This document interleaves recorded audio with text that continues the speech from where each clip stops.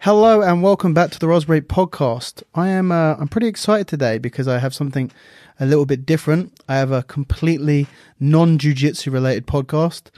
Today's episode, I'm joined by a former Marine, Lambert, who is one half of a two-man crew, I guess, who call themselves the Mad Explorers, and they're partaking in a challenge, I guess, that's called Expedition 5, something that they've created, and essentially their aim is to cross the 5 biggest islands in the world purely on manpower, so no vehicles, so walking, rowing, whatever they can do to get across the world's 5 biggest islands. They just come back from Greenland, completing the 4 out of 5, and managed to get in contact with Ant and get him on to talk about his journey so far. They're completely insane. He's gone to Borneo, Papua New Guinea, Greenland and Madagascar, all with completely different challenges involved. I've really, really enjoyed this episode. Mad Explorers is definitely the correct terminology for them. They're completely out of their mind, but very, very cool stories. So I hope you guys enjoy the episode. Check it out. Cool, dude. Firstly, thank you very much for joining me. No, thanks for having me, mate. I'm super excited about this. Awesome. So let's begin by kind of talking about the beginning of this story, which would be you going into the military, right? Yeah. So how did that come about? So when I was 18, I joined the Royal Marines. Didn't really know what I was doing with my life. I was a bit of a reprobate. Joined the Marines at 18, ended up passing out, going to Afghanistan with a load of my mates. And then I came back, and when I came back, I met Louis, the other guy who does these expeditions with me. He'd been out to Afghan with me, but he wasn't based with me. He was based in a different location, much more kinetic place where he was, really active. He saw a lot of shit out there. Did you see much action out there? Yeah, I saw a fair bit, but I mean, I was fairly lucky in the fact that I wasn't with anyone that fucking died. None of the mates around me died, and a lot of lads had to deal with shit like that. Yeah. Louis had to deal with some serious shit out there. So once I'd met Louis, we kind of hit it off. But he was struggling really bad, with psychological issues following all the shit that happened out there. Yeah, of course. I decided that I was going to leave. So I left the military after 6 years, after coming back, and a load of shit happening post-tour that I wasn't that happy with. So I went off to be a commercial diver. In the meantime, Louis, he basically got put in rehab. Yeah. For the snags and stuff that he had. Yeah. I still saw him and shit like that, and then he told me he was going to get discharged, and we were like, oh, all right, okay, what are you going to do? What are we both going to do? Because we were both we always had this passion for adventure. We've always had it. When we first met, we started we were based in North Devon. We used to go there's a load of cliffs down there called Baggy Point, and we used to go free diving down there, throwing ourselves off cliffs, and we were always talking about potential big expeditions we could do, going to Everest, K2, shit like that. But big thing with that is the money. We didn't have it. We didn't have anything like that. People that do stuff like that have a lot of sponsors, and we had none of that. So when it turned out Louis was going to get discharged, we kind of met up, and we kind of shot a load of ideas past each other, things we could do together, potential expeds or potential businesses. And then kind of after a few glasses of whiskey, we'd both been to Borneo, and we both thought Borneo was a mega cool place, and we started talking about the logistics of crossing Borneo, and seemed fairly doable. There's a huge patch of jungle there that would have proved difficult. So we started looking at Borneo. It's it's the 3rd largest island on the planet. I'm oh fuck, what's the first? It's Greenland.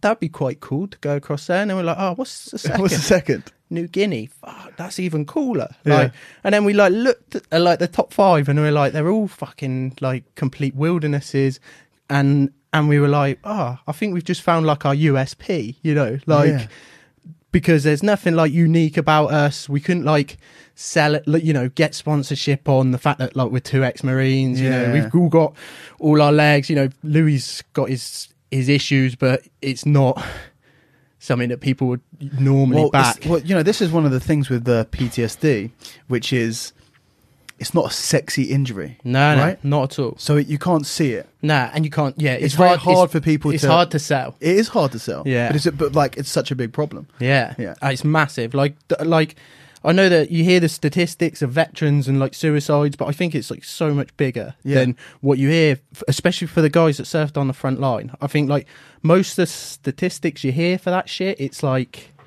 all veterans. So like everyone who.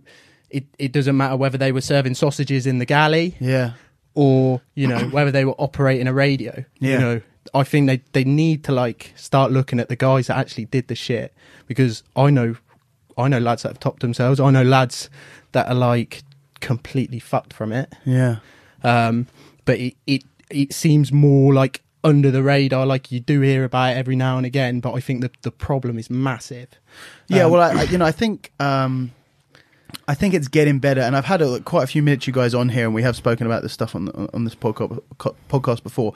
I think like the stigma behind mental health, especially for males, is starting to get better. Definitely. People are starting to talk about it a little bit, but you know, you kind of need to start addressing this stuff at the source a little bit. Like, why is everyone, you know, why is this becoming such a big problem, or like, you know, what can be done about it? What help can be done? Yeah, you know, a lot more in the system. Yeah, so we kind of like so we kind of was like, well, we just kind of like came up with like our own 7 summits basically. Yeah, so like you didn't, when I was first looking at the expedition that you're doing, you're thinking there's already a thing, but it wasn't. It was literally just like no. So people had like been across the individual islands. Like Greenland's like where I've just come back from. This is a prime example. Like people can go across the ice cap. It's kind of like an Everest. They've kind of like geared like extreme tourism towards going across the ice cap, and no one had ever done like all 5. Maybe because, well, I think probably because no one had ever thought of the idea. You know, it's not like they hadn't. That's like the best idea to do something. Yeah, right? Yeah. And we were. Why has no one done it? Is it that hard? Well, no one's thought about it. Yeah, I mean, it's like, hard. It's fucking hard. Don't get me wrong. Hard, but like, it like, was just. There's a reason no one's thought about it, because it's stupid. Yeah, exactly. So we were like, shit, this is a fairly cool idea. Like, and we're going like, so you've got like New Guinea. It's like a fucking just a jungle full of like people chopping each other's fucking heads off. Still, like it's a crazy place. And then Borneo, like another jungle. Madagascar is a like desert jungle, and then Baffin and Greenland, like Arctics, and they're all wildernesses. So like in terms of like getting kit, it was like we go to these potential sponsors and we're like, look, we're gonna test your equipment. It's going to get the best test in it, and it survives. It survives your journey. You're going to be able to sell that to your customers that it can do anything. Yeah. So like, we came up with this, and then we just started like, we had no experience whatsoever, like dealing with like corporates, business types.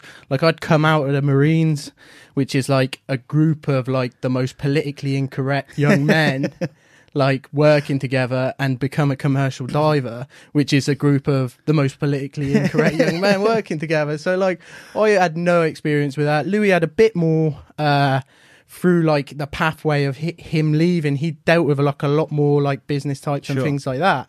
So it was kind of like we started like approaching people, and it was just like Louis like, follow my fucking lead, don't say anything. Like just sit there, just stand there and smile. Yeah, basically. So we started approaching people, and like Louis knew this guy in the States who ran like a charity called Fisher House for like veterans.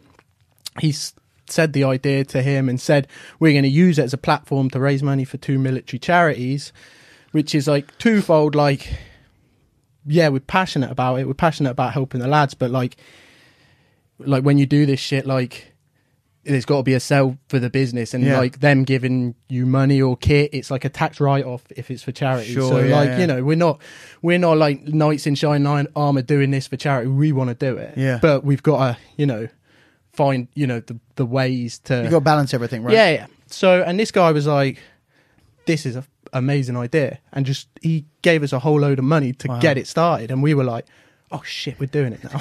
We got to like, It was just an idea Yeah. up until someone gives you a load of money and you're like, okay, we can't back out now. yeah, we can't, and we're like, okay, we got the gear, we got the money, we got to like kind of make a plan. So we Yeah. were like, oh, we've both been to Borneo, we'll do Borneo first. Like, and like, Had you been to Borneo just traveling? yeah. Just so when I came back from Afghanistan, like, I came back, I spent a couple of weeks at home, and I was like, I got to get out of this place. Like, I was bored. just bored. It was hard to.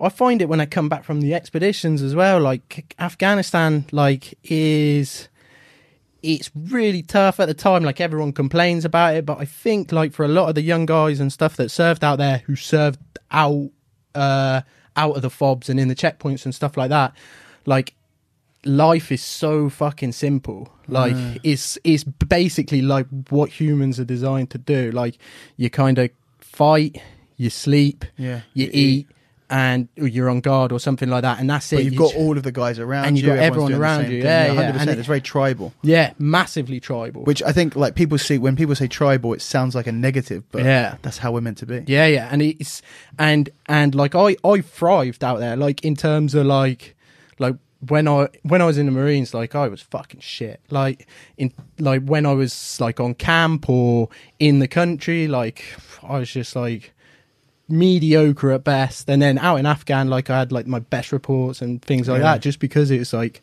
oh, this is what we're That's what that's programmed to do. Yeah.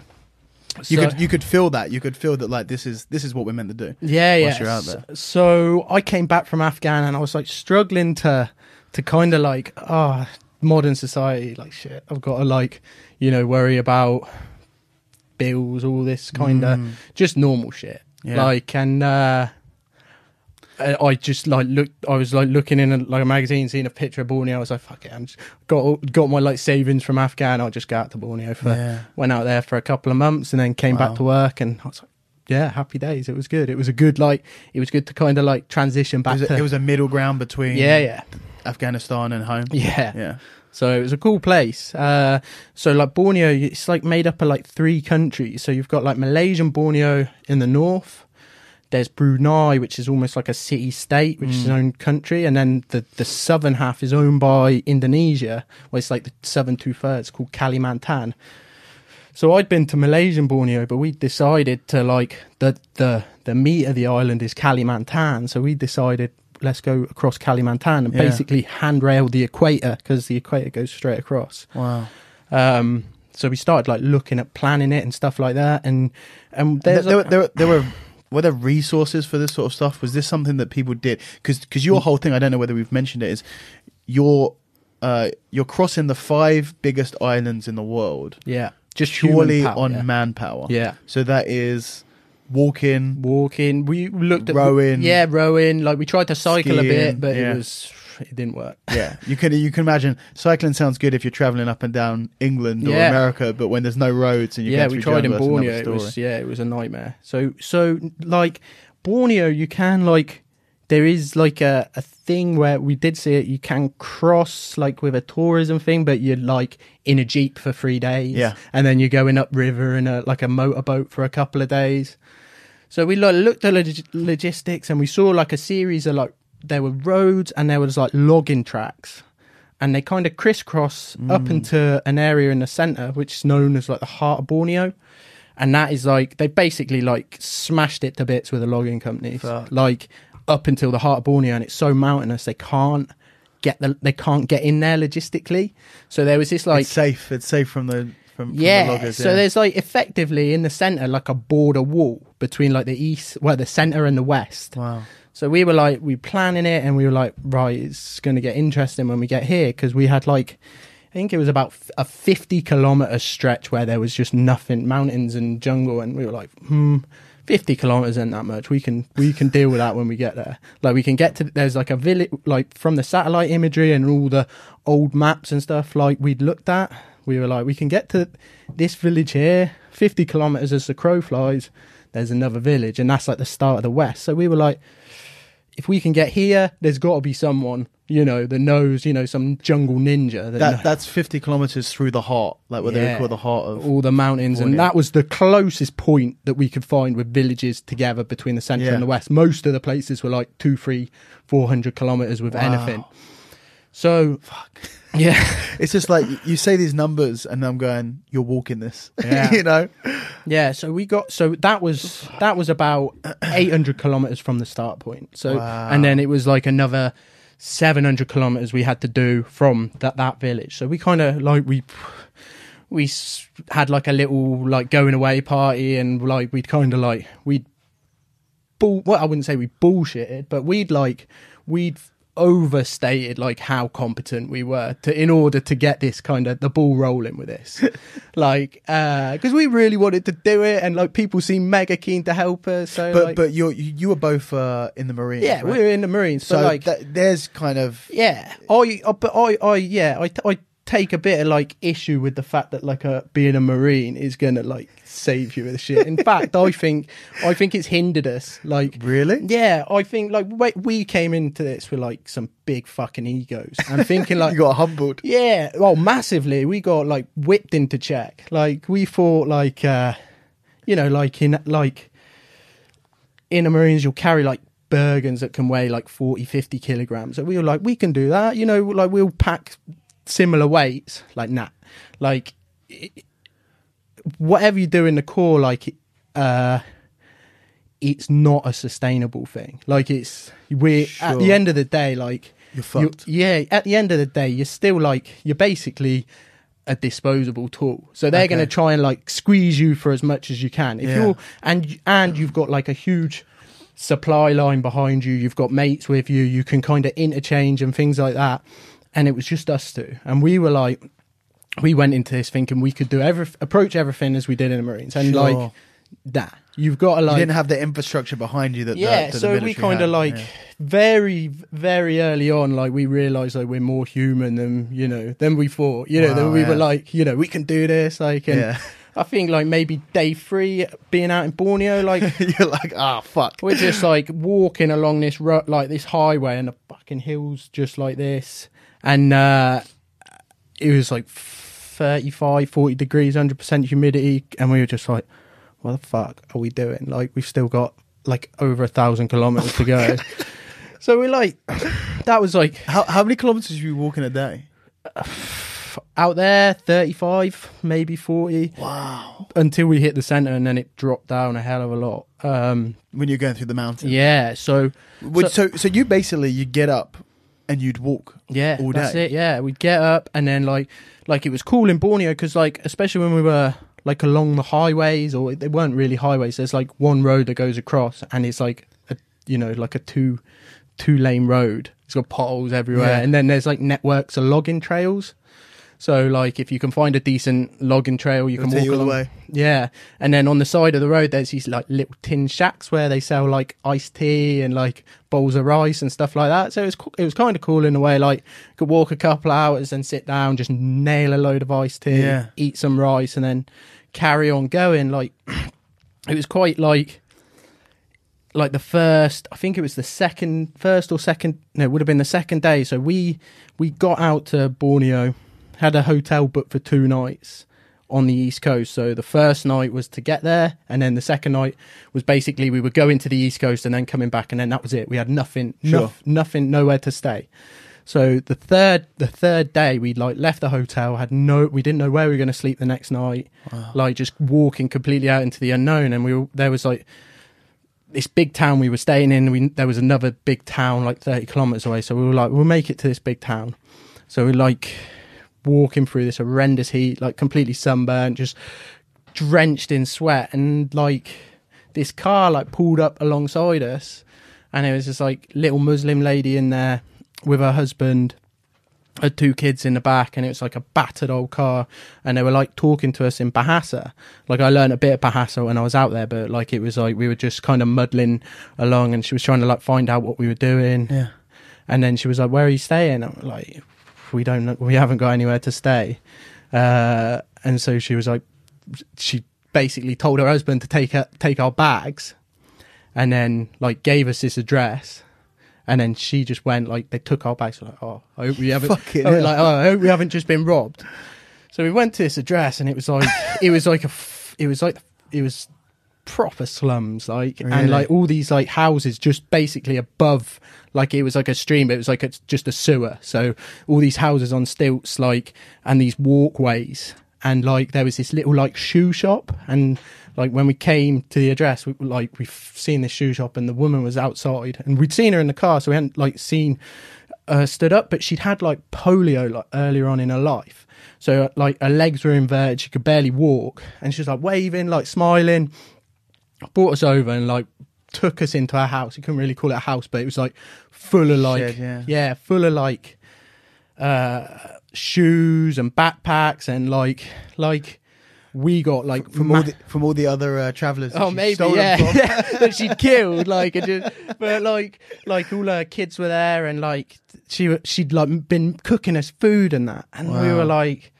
we were like massively humbled to start with, because we're like, we hadn't had like much experience like with the locals. with locals, and like our main experience with like Islamic people had been Afghanistan, and it didn't rub off too well on us. And then we're in this woman's house. She's literally got nothing. She can barely walk, and she's giving us like the last of her food. Wow. Like, and like we sat there and like chatted, like tried to chat, and then like Did you speak any of the language? Yeah. So I learned some Bahasa, but only enough to like be like Brapa kilo, which is like how far, which is one of the main things I said out there. Or like TS, like iced tea, stuff like that. So we stayed like the night with her, and that was like, oh, this is nice. Like the people here are fucking really nice. Yeah. And it was like, it kind of continued in that fashion, like right up until when we hit the centre. So we hit the centre after maybe 25, 26 days of like just brutal walking. How just before you move on from there, that's just like such a, I can't get my head around doing that. Yeah, that's just a crazy thing for me. Like, endurance is not my strong point. Yeah. But was there any training or preparation? Yeah, or was it being in the Marines? Yeah, so like it's another like big issue with me, like the whole kind of training thing. Like I do train quite a lot. Like when I'm home, normally I just throw a kettlebell about or go on a run or something like that. But like before this one, we trained quite a bit. Thing is, with doing things like this, is like, I don't think there's that much you can do to prepare your body for it.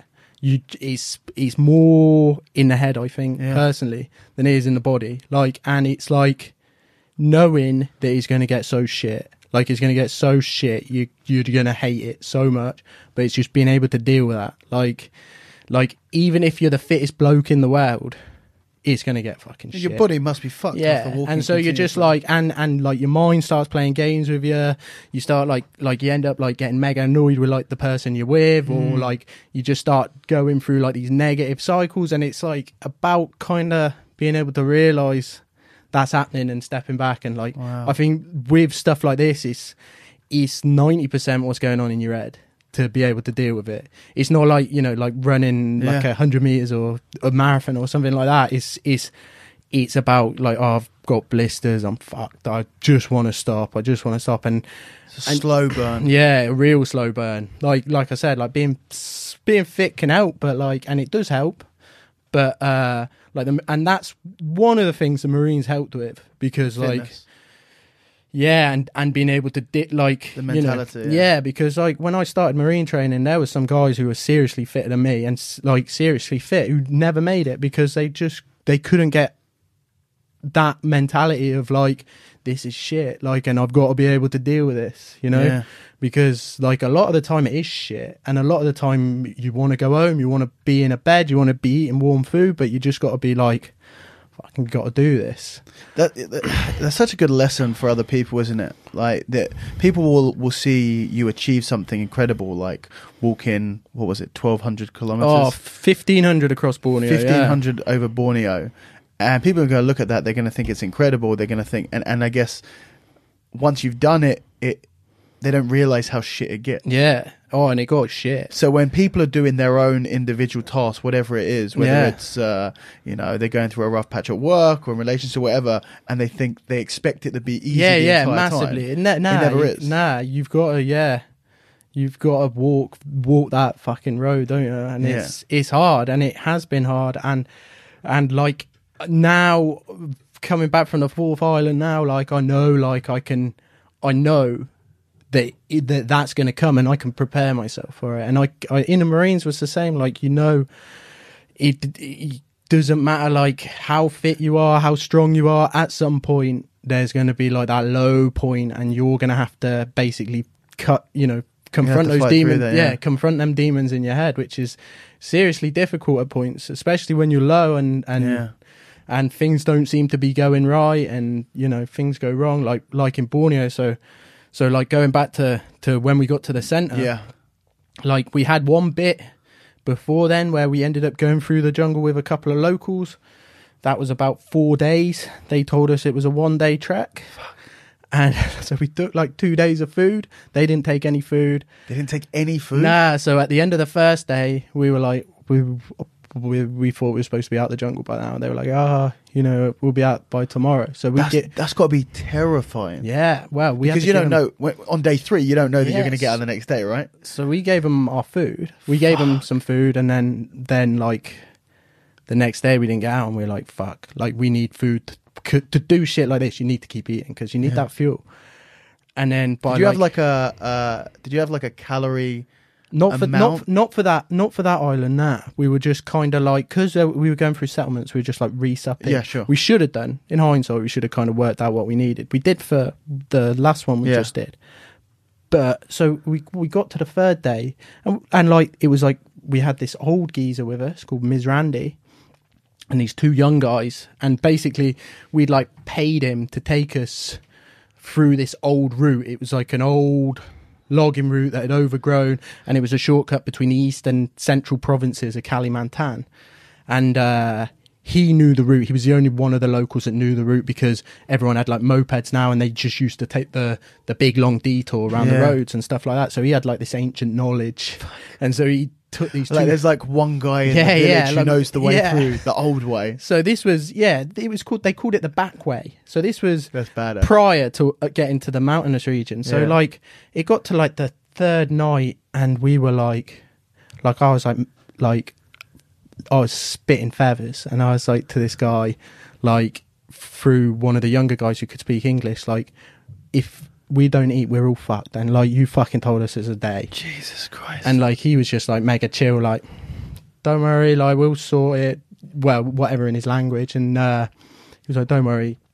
We got to this like little jungle lodge, and it was like one of their families, like they had a hunting lodge in the middle of the jungle, and by lodge I mean it was like a couple of bamboo sticks with some leaves over the top. Really? Completely open? Yeah, so we like got our heads down, woke up in the morning, and the 3 guys had gone, and we were like, oh shit. But they'd left their bags. So like, oh, okay. So we like waited a couple of hours, and then this fucking little old guy like just appeared out of nowhere, and he had this fucking dead wild pig over his shoulder. So he just like gone out in the morning, just gone and just found this wild pig and just jumped on it, hit it over the head with his parang, which is like their machete, and he's just come back like. So he's just chilling out, and he's chatting to his boy, and they've gone, oh God, these English lads, these soft English lads are getting a little bit hungry. Fucking let them sleep. Let's go catch some food. basically. But on that journey, like we'd hit some pretty nasty rivers. Like, and they were like, we can't get over these, and that's where we kind of, that's where we kind of like proved ourselves to them, because like in the Marines you get taught how to cross all sorts of rivers. So like we basically tied off a couple of points. I dived in the river, swam over with a rope, and then like made a fixed line that we could all crawl across with our gear. And they were like, fucking hell, that's cool. Yeah, that's awesome. Like, because they didn't know like what to do. They were gonna go on a big detour. So they were like kind of happy with us, because you earn the respect. Yeah. And then like that morning when we've been waiting for this Ms. Randy to rock back up, we were like, oh, we'll go have a wash in the river. Like, and there was a bit of like a lagoony bit, and like it was all just muddy water, and we were like, there's got to be fucking crocs in that. Like, and we were like, should we wash? And we did, and we jumped in, jumped out, put soap on ourselves, jumped in, jumped out, like mega shitting ourselves. And then this guy comes back with this dead pig and just jumps into the water and starts gutting it. Like, he's just holding his parag, and I was like, is crocodiles in there? And he's like, yeah, banya, like many. And I'm like, all right, you can just stay there doing that then, mate. And then he just like made a fire up, and we just ate this pig. It was one of the nicest things I've ever ate. Yeah. This guy sounds like an absolute badass. Yeah, he was a badass. He's like, must have been about like 4 stone wet, but he was just proper, just all wiry, like mega, like a proper Dayak, like old school warrior. So like, that was our first experience in the jungle, like proper jungle. And then we finally made our way. We had dubbed the mountainous region the death zone, because we were like, we don't know whether there's a road from here to here, or whether you didn't know whether you can get through there. Yeah, but we were like hoping that it would be the case as with Mizrandi, that someone knew a way, because these places have got small populations and they got to do something to avoid inbreeding at some point. So I was kind of hoping someone would know the way. And we got like within 100k of this place, and they were like, we told them what we wanted to do, and this guy was like, you need to find Baba Jako. And we're like, okay, who's Baba Jako? And like, Baba Jako is supposedly this like ninja Dayak. And like, we were getting like whispers of this.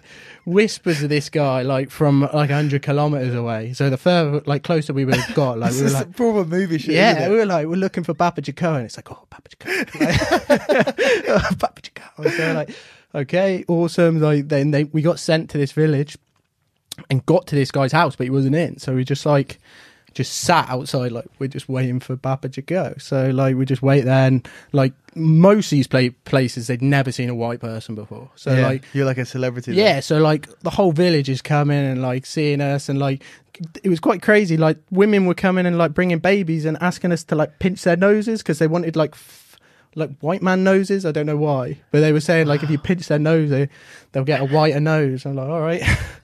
My nose is pretty stinking, especially at the minute. Like, and so we waited for this guy, and he eventually turned up, and we spent about 2 days like negotiating with him, because like first off, like we explained what we wanted to do, and then he was like looking at us, chatting to us, and then he was like, okay, I'll do it.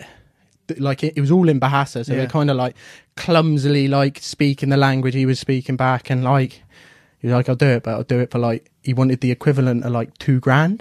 And we were like, we fucking can't pay that. We haven't got that. Like, we haven't got that in cash. We haven't got anywhere near that.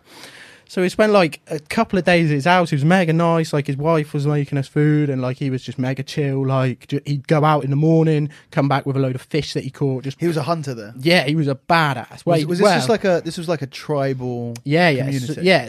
So most of them were involved in forestry in some way, but it was like as traditional as it gets out there nowadays. Like I think pretty much everywhere, like the tribes, what we think of as tribes, have all but gone, but they exist in some forms or another. So like they had their like traditional long houses, but they got like diesel generators or petrol generators outside, and it's charging their mobile phones up and things like that. Wow. So like they and they do still go and hunt in the forest and stuff like that. Like they've got these awesome creatures out there called sun bears, and like where we were staying, they were going out and hunting these sun bears. They're like they were mega rare.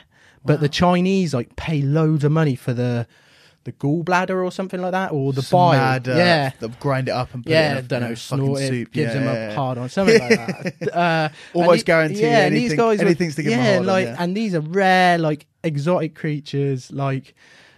And like these guys were going out in the jungle and hunting them because they were getting like decent price for them and stuff like that. And this place, Tumbang Sakrun, it was called. Probably one of the most remote locations in Borneo, like as far as you can get before you kind of come off the edge of the map. Yeah. So we spent ages negotiating with this guy. We had a load of stuff because of the weight of our like because of like what I said earlier, like we packed loads away, and like we packed stuff we didn't even need. Like we had this huge, do you know what a pelly case is? No. It's just like a briefcase, like a waterproof briefcase. They normally have guns in them and stuff like that. It's like military equipment. We had like a couple of pelly cases full of stuff, like where like, you know, dry bags would have sufficed, but we were like, oh, we might need it, we'll take it. Yeah, it's better that over prepare than under prepare. Yeah. Right? So we had like loads of stuff we didn't need. So we made this big pile of like all awesome stuff, a load of maps as well, which they didn't have any maps out there. And I was like, sat with the guy, I was like, look, we can't give you the money you want, but we can give you all of this and then give you some money when we get to, it was called Nana Rangui, this settlement on the other side. Yeah. He said there's no one living in Nana Rangui anymore. So the next settlement along was a little bit further, but it was downriver.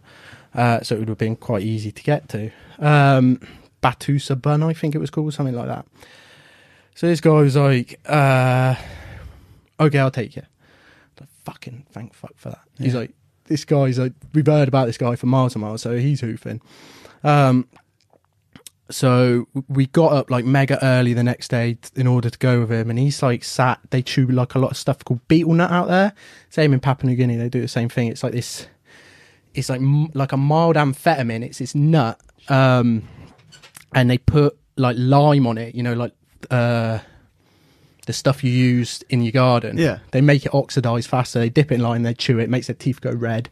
It's like a coffee type thing. They all chew it. You try any of it? Yeah, I tried it. I tried it in PNG as well. It's kind of like, you know when you have a cigarette like for the first time? Yeah. You never had a cigarette? No, I don't, yeah. Oh. So you get like a little head rush. It's like, feel a little bit sick, and then if you keep eating it, like... You get a bit buzzed. Yeah, like, it's not that great, but they love it out there. And he's like chewing beetle nut, and we're like, it's getting 10 o'clock, 11 o'clock, it's getting fucking hot out. Like, when are we going to go? And he was like, okay, we're going out, like right when the midday heat happens. And we're like, oh, fuck. All right. So we walked through about, there was this old road that we thought we'd be following for about 10 kilometres. And we followed it for about 5, and then it had gone to bush, like completely gone to bush. So like he'd got out his parang and he's just like swiping, and we're going through. It's really got to slow you down. Yeah, massively. Like, yeah, you cover no ground whatsoever. Like maybe 1k an hour, 2k an hour. Wow. It's not pleasant because there's like vines and like thorns and like insects and everything just eating you. We got to this like river crossing. Crossed the river. Like Louis went first. There was like a bridge there, but it had fallen into the water, so like it was gone. So Louis went first, and then he went up and tried to find where the track was again to see if it like reappeared. And then I went, and then like I looked across the river, and this guy's like stood there just looking at me, and I was like looking at him. I couldn't hear anything from the river, and I'd seen him mouth something. I was like, what? And he's like, I go now, mister. And I was like, what the fuck? And he just this is early into the... Yeah. And he just like turned on his heel and like just walked off. And I was like, oh, fuck. You'd given him a load of stuff already? Yeah. We'd given him some stuff and we were going to pay him at the other end. And he was like, he'd obviously got to the bit where we started cutting and he was like, fuck this. Like, and like he just went and we were like I was like, oh, fuck. And I could hear Louis like just hacking and like, he calls me Chicky, like people, my nickname from the Marines, Chicken. So he's like, Chicky, like, I can't find this fucking road. And I was like, we got bigger problems. I was like, yeah, we've got some big fucking problems. Like, I came and like, he's like, what? He was like, what the fuck's wrong with you, man? I was like, he's gone. He was like, what? Oh, fuck. I was like, he's fucking gone. And like, we were like, oh shit. Like, what are we going to do? And then, like, we just stood in the middle of this bush and then we just started getting attacked by all these ants. Like, they're just all crawling up us. So it's like this mega turmoil situation. And we're like a bit panicked, a bit like fatigued. Then we're just getting eaten. Like, do we head back to the village? Or like, we've got it on our GPS. We know where we're going. We're like, right, let's just head on this fucking road. Try and head on this road. So we did like another hour on the road. And like, it was worse than being in the jungle because like, the shit had grown like this high. Yeah. There's no like, you know, it was just bush everywhere. Like trying to wade through stinging nettles and brambles and like the worst brambles you've ever seen. So we're like, fuck, we got to get off this. So we're going to go into the jungle. So we came off the road and this is like the oldest patch of jungle in Borneo. And it's like mountainous, like ravines, hills everywhere. And we're like, fuck, we'll go into the jungle and like do an hour. So we did this like hour. It was horrendous because we're like, scrambling up these like mud banks that were filled with trees and stuff like that, and then just falling down on the other side, and it was just like up, down, up, down, up, down. So like easily the worst bit of ground I've ever been across. Really? Yeah, horrendous. And like we stopped after an hour, and we were like, "What are we gonna do, man?" Like, and we were like, "Fuck knows." Like, we were like, "Right, okay, we'll make camp." So we strung our hammocks up, like made a fire, and we only had like a finite supply of food for this, and we were eating. We basically, it was fucking so stupid of us, but we're like, because it was like we were thinking it's going to take us only a few days. We'll do it on like 2 packs of noodles a day, plus like a tin of mackerel every other day. So like we made up noodles, started eating them, and like we had a latte sachet, so we like made this latte, like passing the pan between us like a peace pipe or something. Yeah. And like Louis like, mate, like I didn't sign up to fucking die. Like, and I was like, yeah. But I was like, what else can we do? Like the other option is there's a road that goes like 500k to the south. So we're talking like a 500 kilometer fucking diversion. That's like, well, at least another month. Like, and like we could see this fucking place on a GPS. It's like 35 kilometers straight line. Kilometers through shit. Yeah. So we're like, what are we going to do? So we sat like, and by this point we're both like nearly in fucking tears. Like we're just like, we've kind of like, this is like the first this is what, the first couple of weeks or first month into the so this was like maybe 25 days in. Like you've already had 2 near-death experiences. Yeah, so we're at this point, we're just like, the whole expeds led up to this. This was the point we were like, this is make or break, and we're like, fuck, we're gonna break. And we're like sat there like, right, how much food we got? Okay, we got 5 days, so we could do like, maybe we had a week, but we're like, we could do like another day, see how it goes. And we're like, all right, we'll do a day tomorrow. And like we kind of like, we started mega early, and we were just on a bearing, same as like we were in Greenland just now, but we're just on this bearing, and we're just like chopping, climbing, chopping, and then we basically got to the point where it was like, right, it's easier for you to do, like, for someone to lead 100 meters at a time, clear the way, come back, like bagless, come back, pick up the bag. So we're doing like 100k at a time. I think like that first day we got like 1.5 or maybe 2 kilometers over the whole day, like, and that's some serious slow going. And we were like, I don't think we can do this. I think we're gonna have to head back. And then we sat just in silence at the end of the day, and Louis was like, let me see the GPS. And like we had maps as well, like, so we're like overlaying the maps and the GPS, and we're like, that fucking river that goes through Nangarangwe and Batusapan, that like starts like 18 kilometers away. Like we're heading straight for the village, but they're like, Louis was like, that river starts fucking 18k away, like just over the top of the mountain.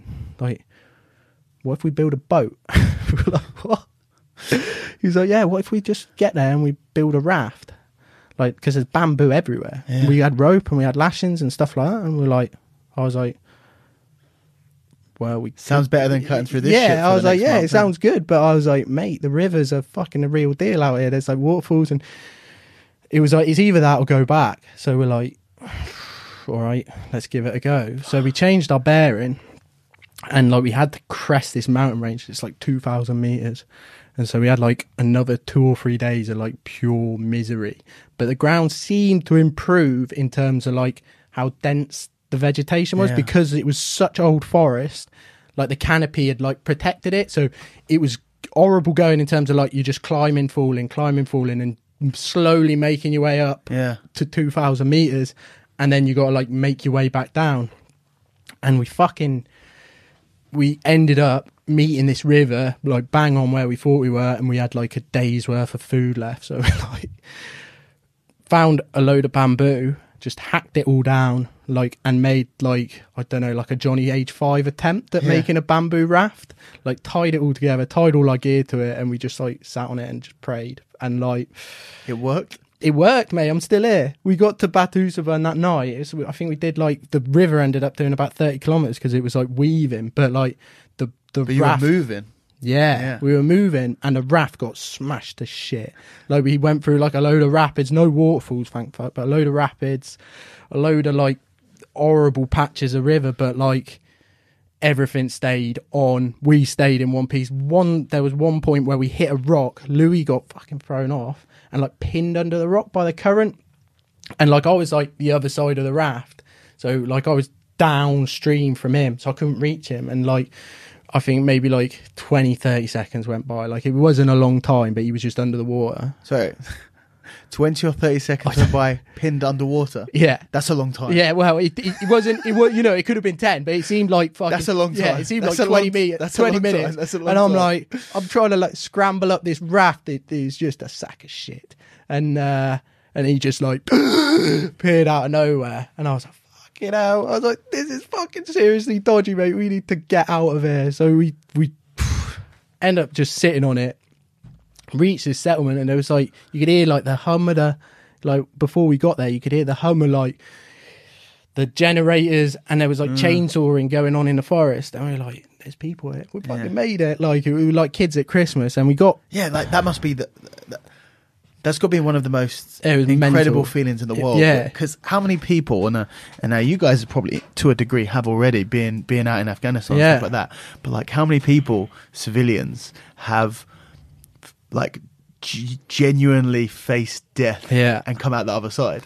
I think that's like probably our whole society one of the closest I think I've ever been, and it was like fuck. Like at one point you think like we might die in the jungle, because I imagine you had a phone with you. We had a satellite phone, but like but no one could get in there, could they? No, you couldn't land a helicopter in there. We had a tracker with us, and the tracker died like at that point as well. So we're kind of out on a limb. Like the tracker couldn't ping us, and we had like the GPS, we had the GPS, and we had the satellite phone that can give a GPS coordinate. So we were phoning like back home with our location every day, and we weren't really like alluding to how bad it was. Yeah. Like I phoned my ex up, and I was like, try not to fucking cry on the phone, and she was like, you need to man up. Like, what's wrong with you? And I was like, I don't know, I'm sorry. Like, she's like, get a grip. Like, you haven't got long to go, have you? I was like, yeah, probably not. Like, I don't know. Meanwhile, you're like stuck in the middle of the jungle. She's like, oh, we're fucking dead. We're gonna die. We're like, we got no food. We're fucked. Shit. So we get to this village, and there's like loads of kids playing in the water, and like, and then they see two white dudes, drenched, like with two things, and they just scarpered, and then like a load of these like ripped as fuck Dayaks came down, like all carrying parangs, and they were like, just like, what the fuck? And they had asked us where we came from, and we were like, Kalimantan Tengah, which is central Kalimantan. And they were like, what the fuck? They were like, yeah. They were like, jalan kaki, like you walk? And we were like, yeah. And they were like, fuck. Yeah. They were like, and they started laughing, and they grabbed our burgers, and then they took us in, and we met the Kepala Desa, who's like the village chief. We like half explained, like as best we could, like what had happened, and like he just gave us a shit ton of food. Wow. The next morning, we were like, this river runs out to the sea. Like we're on the fucking highway now, the highway to the exit. Yeah. So the next morning, like we spoke again with a Kepala Desa, and like we said we want a boat, like a proper boat. So like we bartered with them, and we got this. It was like a long canoe, but it had like a tin roof, and we ended up buying this. And how much does a canoe with a tin roof cost? It cost probably like 80 quid. Wow. Maybe it was like that's their livelihood. So it's like it was quite a bit considering, but it was awesome. We were still on quite a rough patch of river as well, because we were still fairly high up.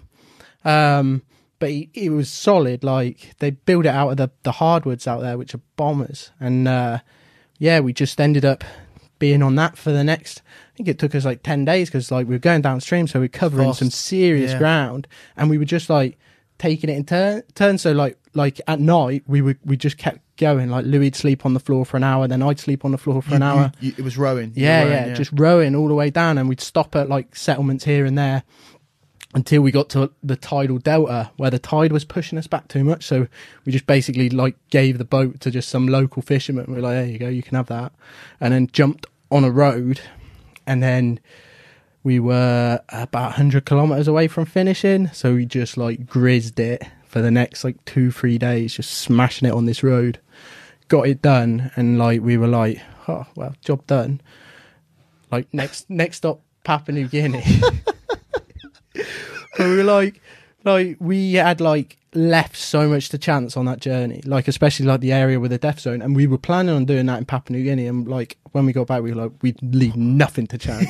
Like everything has got to be sewn up. Like, so you learned a lot from that first. Oh yeah, massively. Like, you know, was like, that the most dangerous one that you were in? You felt the closest you were to... Maybe not, because like like in terms of like I think from our because that was our fault. Like we created that whole... No one tried to kill you on that one? Nah, because like they're mega friendly out there, and like in PNG, like... So I'm assuming another story is someone is trying to kill you. So like in we'll get to that. Yeah, so like I said, we come back and like everyone was like mega pleased for us, and went back to work, and then that must be weird going back to work after doing that. Yeah, because like some people get it, like what we're doing, and they think fucking hell, and other people just think like, you know, like, oh, you're crossing some islands, like, oh, Corsica's an island, must be nice, like, you know, they don't really get the journey. Yeah, so it's hard to, you know, there's some stupid people out there. Yeah. So so we got back and we were like, we need to go back to the drawing board with PNG, because we had this route. Did you plan to go back at a specific date afterwards, or was it just like get back, regroup? Yeah, basically like that. Yeah, so we kind of like had a time we wanted to go out, and if we could make everything work for then, that'd be good. So we got back and then started to look at PNG, and fuck, PNG, like, it's just like you Google that place and it's just like... That's the second largest island on the planet. And like, wow, New Guinea's made up of two countries. Like you got Indonesian New Guinea, which is known as Irian Jaya, and then Papua New Guinea, which is its own country, it's PNG. And we were planning to go across like north to south in PNG, like an 800-kilometer route, something like that. And started researching it, and like every Google you like do, it's like tribal violence, like rascals, which are like the gang out there, like, and like basically everyone said don't do it. Yeah, like, and like it's where Ross Kemp went and got held, you know, when he got held up. Yeah, he does he did you really gonna shoot me? You gonna shoot me? And then he says one of the best lines I've ever heard: nobody's gonna shoot me. Or like, nobody's gonna kill me. Yeah, no some badass shit like that. Yeah. Funny thing is with that, like he did like this big long like convoy along this highway, and he went on about this highway being like the most dangerous highway in the world, and he's in a convoy like 3 vehicles, and he's got like some badass local with him, and he's like, don't stop the car. Like me and fucking Louis walked down that highway. Like just me and him, like we were just like going like village to village, like meeting like their version of the Kapala Dessa, like the local big cheese, and like making sure we was covered like safety wise. So you would okay, so you head to Papua New Guinea. Yeah. And okay, so you were trying to... How much of the journey is through this, or was it just the whole thing? No. So I worked out a journey. I worked out the route for us, and like originally we wanted to do. There's an area called the Black Cat Track, which is like in the Second World War. Basically, the Japs tried to. It was run by the Aussies. Yeah. The Japs tried to invade New Guinea. Well, they did invade, and they managed to take basically the northern half of the island. There's a track called the Kokoda Track, which is like, it's geared up for tourists. It's one of the few areas of PNG that's got like the whole like tourism infrastructure and things like that. And you can do this old walk along this war trail, but they've got like hundreds of like war trails. Yeah. But most of them you can't really go to because of the danger, and there's no infrastructure and things like that. So there was this area called the Black Cat Track where a tourism company a few years before started trying to take people along, like real badass part of jungle, and it's still got like fucking old machine guns and like grenades and stuff like that. So we wanted to go along there. Naturally. Problem was, like 2 years before, there's an Australian group that went along there, and a load of locals came out, hacked the guides to death, and then hacked up the Aussies. Didn't kill them, but just hacked them up. Like, robbed them, just fucking did them in. And then, after that, all the villages along this track, like, blamed each other, and they all just went to war. No. So, like, outsiders can't go there anymore. So we got put in touch. We got put in touch with this guy. Wait, outsiders can't go there anymore. So here's the story about how we went Yeah. there. So we tried to go there. So we got put in touch with this guy called Wayne, right? It's Wayne, fucking hell, one of the most phenomenal human beings I've ever met. So like Wayne's family is like, he's like a Aussie, well, like Aussie stock. I think he's Germanic descent, maybe something like that. But he's a white geezer, lives out in New Guinea. Yeah. And he's basically Mick Dundee. That's basically who he is. Is like, he's grown up, like his family owned this cattle ranch in the middle of the jungle, like taught all the locals how to raise cattle and stuff like that. They've given loads back to the society out there.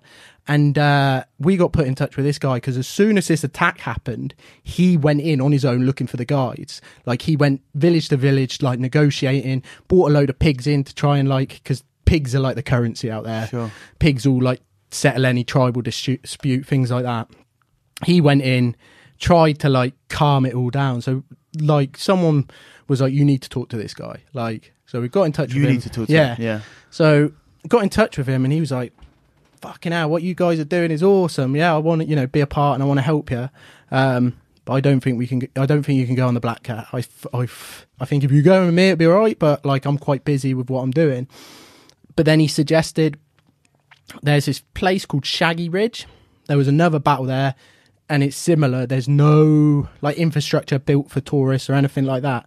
And it's basically like a knife edge ridge line at the top of the country where the Aussies and the Japs had this fucking huge scrap. And the Aussies basically had to push onto this like 2 meter ridge line and just clear it of, Let's go. clear it of all the Japs. And so we were like, okay, let's go do that. So we went to a place called Madang on the north coast. That's where we started. And I'd found some like locals and like spoke with some locals and arranged to stay with like a doctor who lived there, like a local doctor, whilst we arranged our guides to take us up this Shaggy Ridge. So we fly out there, get picked up by the doctor, go to his house, and he's like, lads, don't leave the fucking house. Like, just... like he lived in this little compound. He's like, lads, don't go out anywhere on your own. Like, all right. And then his brother was there, had this huge bandage around his neck. Like, so we come in and just see this guy with this bandage and like, what's happened to you, mate? And he was like, me and my friends were drinking and he hacked me with the bush knife. And we're like, oh shit. Like, it just recently happened. So he had like a huge hack down his neck, just wearing his shitty dressing, like blood still coming out. Know. Oh God. And then whilst we were waiting for this guy who was arranging our guide, this local called Luke Banag, he was arranging it all for us. And whilst we were waiting, like this guy Jude, the doctor we were staying with, like he got a phone call, just started like shouting down the phone. And then like he come back and was like, one of his best mates was like a PMV, like a bus driver. Does this story end with him being hacked? Hacked to death, mate. Hacked to death. So you don't even have to tell me. Yeah. They just seems they like hacking. Oh, they're big. They chop them up, is what they say. They go, we chop him up. And like, fuck. So this bus driver had been driving back from wherever, well, to Leh, which is like, there's a highway like that goes to Leh, and the mountain range like that we were going to go over, that we did go over, like runs like parallel to this highway, about 100 odd kilometers away from it. And he was driving back, like stopped his wagon, and a load of locals like just came in, hacked him, robbed him, and then like Jude, the doctor, took us to where this guy's house was, and there was like a big gang of people outside there, and they were all like giving money and stuff because the guy just died. And then these guys like rocked up in a pickup, and like Jude was like, they've just come back from where the guy died and they've burnt the village down. Oh fuck! Like, fucking hell! In revenge. Yeah. And like that's how it happens. It's like tit for tat there. They won't get the police involved. They'll either go and do a revenge killing, or they'll like expect payment. Like they'll expect some pigs, or depending on how severe. They eat the pigs or they breed the pigs? They eat them or they breed it. Yeah, it depends. It's like dowries and tribal disputes, all based around pigs. Sometimes it's like they're throwing a Hilux or something like that, but normally it's all focused around pigs. So like we were like, fuck, we want to get out of Dodge like fast. We want to get into the jungle, because the towns were fucking dodgy. Because so before you went, they're saying all of this tribal violence, and you're thinking, we'll be all right. Yeah. And then you got there and you're like, oh shit, this is for real. This is real. Yeah. This stuff is fucking real, and it's happening. Like, it's happening around us. There's a guy here who's got his fucking neck half cut open. So we're like, we need to get out of here. Like, we're like two white guys who look fairly well off compared to the local guys out there. And I was speaking about beetle nut on Borneo. Like, in PNG is huge. Like, and they're hooked to it. Like, to a point where, like, there are locals out there. They're like smack fiends on this stuff. Fuck. Like, they're just crazy, and all they do is eat beetle nut. They got bright red fucking teeth from it, and they're just off their heads. Like, so like, you just go around and you just see all these, like, they're almost like zombies, just in the towns.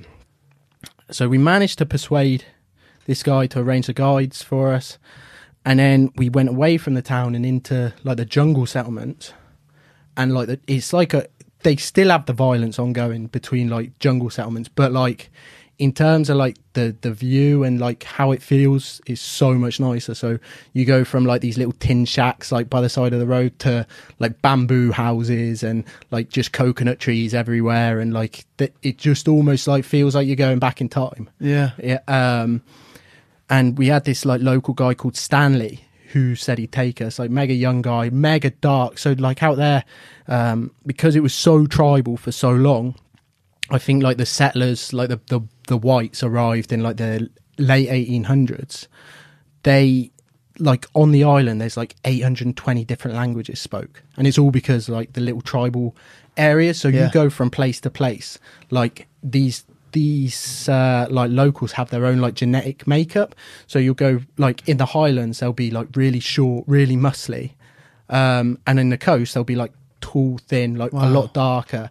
And it's just one Crazy island. Variation, Massive variation. So this guy Stanley was just like, he was like just a stackers guy, and we had another guy who looked just like 50 Cent with us, and he was just like proper badass, just like leading the way, like just like every now and again he'd scale like a beetle nut tree, come down and just be like chewing beetle nut. And we spent 5 or 6 days, I'm not quite sure how long it was, making our way to this shaggy ridge, and you go through like village after village, like, and it's just bush trails. So you kind of like the terrain we were covering in Borneo, except like these locals know the paths. Like, and you as a white man, or as an outsider, you'd never in a million years be able to be like, this is the path, because it's just a clear area of jungle, less trees, easier to walk, so you'd never be able to spot it. But these guys know, because it's handed down to them.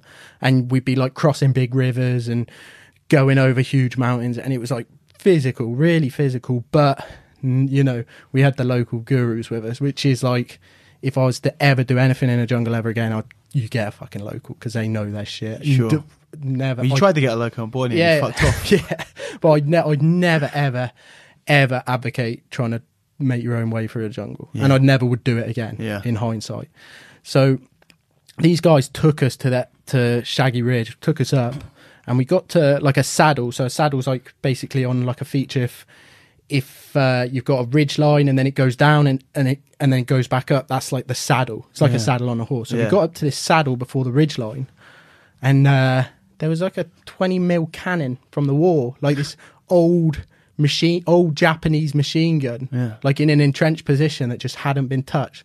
There was like spent casings of ammunition, grenades on the floor, just all in the jungle, like completely untouched. And like Stanley was like, oh, this from the war, and we're like, oh shit. Like, and you could see like the areas where they would have been like dug in, and the ridge line was about that wide. So these guys were running on an area as wide as this table towards this cannon, which was just fucking huge. And we were like, geez, like, this ground is disgusting to walk along with just a backpack, let alone fighting for your life. So we made our way along the ridge, and then we came down the other side of this mountain range. It's called the Finstare mountain range. There's a load of like unclimbed peaks still in this mountain range. Like, it's still one of the last little unexplored patches of New Guinea. we made our way down this mountain range and out to where the highway was. Yeah. And when we got back to the highway, faced with the same problems we had in like Madang, like 2 white guys come in and there's a shit ton of poor people who are like, especially around the roads, around the settlements, like a lot of them leave the jungle thinking that they'll go to the settlements for work and stuff, and there's no work, and they just end up just getting hard on it and getting involved in all the gang and the tribal like fighting and stuff, and just end up chopping each other up. So just hacking away. So we managed to arrange like at a local school like safe passage to this, where this sugar plantation was. And we got to this sugar plantation, and it was like, it was owned by this Western company, and they had like a load of Westerners working there, but it was like in a compound. And like we rocked up at the gate, like told them what we were doing. They're like, yeah, come and stay with us for a couple of days. So we're like in this, like, it was almost like being in Australia or something, because it's like this mega nice area. This garage in the middle of the jungle. Yeah. So we ate and stuff like that, and then got safe passage to this place called Water Rice. And then we got to Water Rice, and we met this, what the fuck was his name? Michael Phillips, his name was, because Louis kept calling him Michael Phelps. We met this like local called Michael Phillips, who was like the local pastor, and we were like, we're walking, we're basically planning to walk along the highway. This is the highway that I was on about, where Ross Kemp was driving down. We were like basically planning to walk down this highway to a place where that guy Wayne had his cattle ranch, and then we were disappearing into the jungle again to go over the jungle and further our journey south. Yeah. So we got to this place called Water Rice, and we need to get there. And he was like, yeah, okay, my boys can take you. And then he said, they'll take you tomorrow. He was like, he phoned this guy. He was like, tomorrow you'll stay in a place called Undertaken, but the guys can't take you to Undertaken. They can only take you 5 kilometers before, and they have to leave you at a bridge. And we're like, why? He was like, there's a problem between the boys in Undertaken and the boys in Water Rice. I was like, what kind of problem? He was like, don't worry, it's okay. All right. So, like, and this is probably as close and as dodgy as our trips probably have been, was this like next couple of days, because like that night we stayed with the boys who were taking us down, and they were all like in their early 20s, all like they were all tooled up. So sometimes they'll have guns, a lot of the times they just have these big bush knives. Yeah. And they were all in there smoking, drinking, eating this beetle nut. And like I got talking to one of them, and most of them can speak English. Yeah. They speak a thing called pidgin out there, which is like, because they have their own, like their mother tongue, like the tribal languages, to like unify the languages that the missionaries that went out there developed. It's like a mega simple form of like German and English mix, because there was Germans out there at the time. So they all kind of speak this pidgin, and maybe 5 or 6 in a village will understand English as well. So you can go and they'll chat and they'll translate for you. So I was chatting to this guy, and he was like, we had like a problem with the boys in Undertaken, and 28 people got killed. Like, whoa. Fucking hell. 28 people. He's like, yeah. I was like, when did this happen? Like 2 months ago. Shit. And so that's why we have to leave you at the fucking the bridge. Like, because if we go in there, we will have to fight them. Like, and like I was chatting with Louis, and Louis is like, mate, this is fucking dodgy. It's bad. Like, this is really dodgy. And I was like, oh shit. So we got our heads down, and then in the morning, like, Louis like white as a sheet. And I was like, you right, mate? He's like, mate, I'm fucking feel ill as shit. Like, you've been shitting through the eye of a needle, started being sick. I'm like, oh, all right, well, we'll see how far we can get. And like, we start walking, and like he's like just proper delirious by this point. I'm staggering all over the place. So we have like all our stuff in a dry bag in our backpacks. Yeah. So I took the dry bag that had all his stuff in, like put it in my backpack, and now I'm fucked, like trying to walk with double the weight. Yeah. But he's like completely in rag order. We get to this bridge, and like these local guys were like seeing how bad Louis was, and they were like, we'll come with you. And I was like, is that a smart idea? And he was like, maybe there'll be some trouble. But So the guys that aren't meant to go. yeah. So And they're tooled up. They've got like fully tooled up for this walk just to the bridge. Like they're packing some serious heat, and we're like Louis just gone, like just on another fucking planet. And I was like, lads, it's all right. Well, like, where do we need to go? And he's just like, So you're thinking, originally it's like, oh, I really don't want these guys to leave us. And then you hear it and it goes, I think you guys should leave us. Yeah. Because being with them is going to be more dangerous. Exactly. Than being by yourself. And he was like, are you sure? Like, this guy was like, we'll come. And I was like, it's okay. Really? You told him not to? Yeah. I was like, it's okay. I was like, well, I think we're safer as like 2 white guys than with these guys that have fucking been hacking guys to death in this village. So we were like, it's all right. Did you not think about getting tooled up yourself, getting a gun or something? Nah. So we both had machetes and knives on us, but like, fuck, there's nothing you can do out there. You've got to just be like the harmless one. You know, you've got to just kind of play it like you're worth more alive to them than dead, and like we that's how we kind of played it with them. A lot of the times, a lot of the places we went through, we were kind of like selling that we were filming and we've been filming it, and we're like, you know, we're going to show people back in the UK how good your village is, bring like tourism out here, and it's kind of like, you know, they see it as an investment to leave you alone. So we went over the bridge and we walked, and like the closer we got to this fucking village, like we could just hear like shouting, like loads of men just shouting and screaming, and like just like almost like a sound of a festival or something going on. And it was like, what the fuck is going on? And like we came round these corners, and there was like, there must have been like 1,000 guys. Like, this village is just like all around the road, like all like they had a football field and this big stage, and there was like 1,000 guys all around this stage, and they were all like all had bush knives. Some of them had shooters. Some of them had just had these horrible looking like little knives they were all carrying, but everyone had some sort of blade on them or something like that. And then like there was these guys with megaphones on this stage, and it was election season out there. And election season out there, like so many people get killed just because like different like people are like campaigning, and they just end up. What is that for the Papua New Guinea government? Yeah, for the presidential election. So we'd fucking rolled. You think like a country like that doesn't even really. It doesn't. But like but it's all a mafia. Like the whole thing's a mafia. So we like rolled into like this village when this fucking political rally was going on, and all the young lads were just getting riled up to fuck. Like they were all on it. They were all like, just on it. And then we just rolled in there, and like Louis are barely standing at this point. Fuck.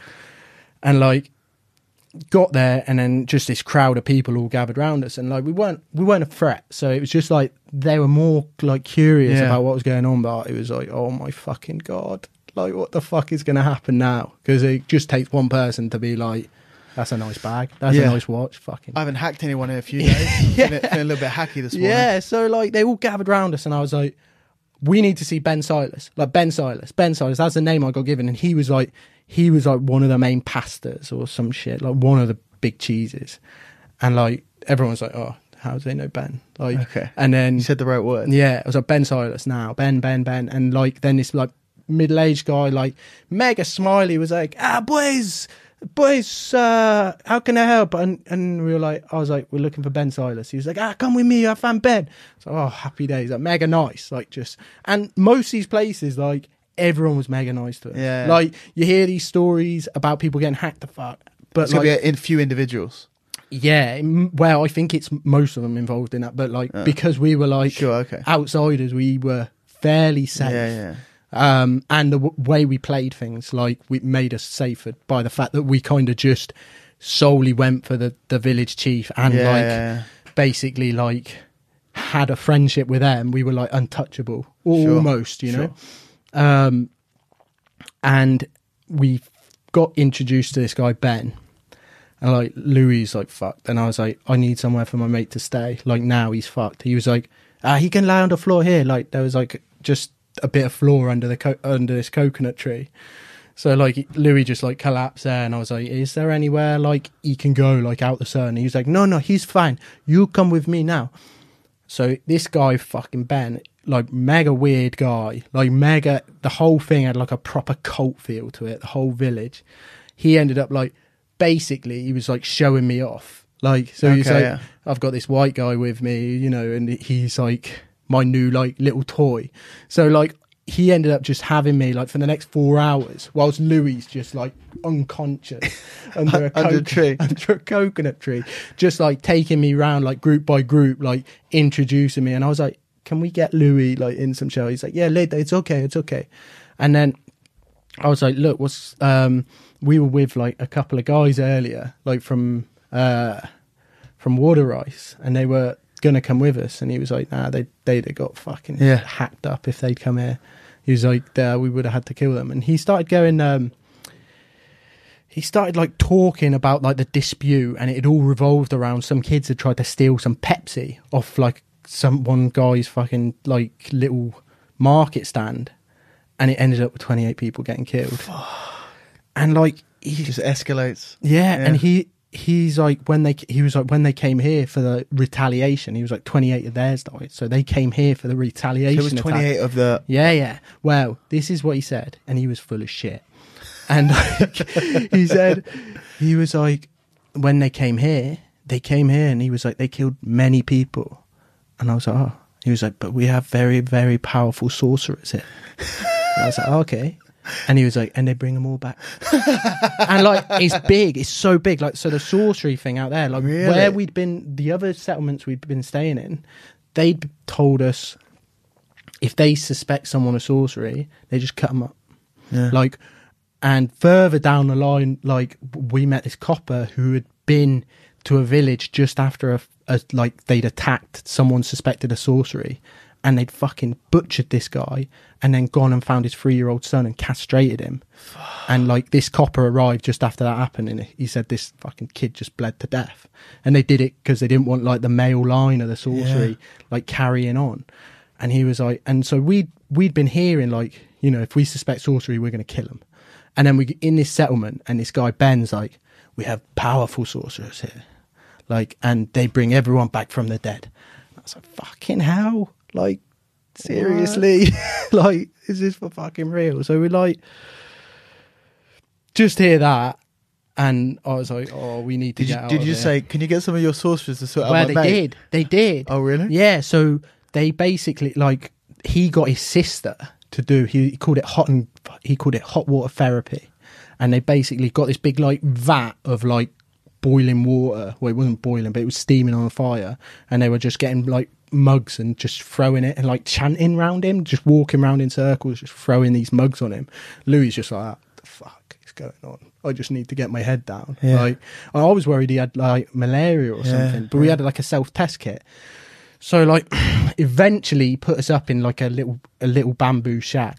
So I'm like testing Louis for malaria and things like that. He comes in, this guy Ben, like he wouldn't knock or anything. He just kicked the door in. Like every time he come in, just like he owned the place, just kick the door in. Yeah, well, he did. Be like, my brother. What's going on? And he saw like this big medical pack like that we had. And then the next day, like he was like, my brother, like since Louis come here, I feel very sick. You know, I think maybe I need some of those pills you got, some of them drugs. And like I was starting to think like if he starts the people here thinking that we've bought like a illness in, we're in shit. So we end up having to give him like half our like medical pack to just like keep him shut up and happy. And then as soon as like, well, that political rally went on for a couple of days, and they had like a football tournament, and like I ended up playing like for the locals, like hearts and minds and that, just trying to keep everyone on side.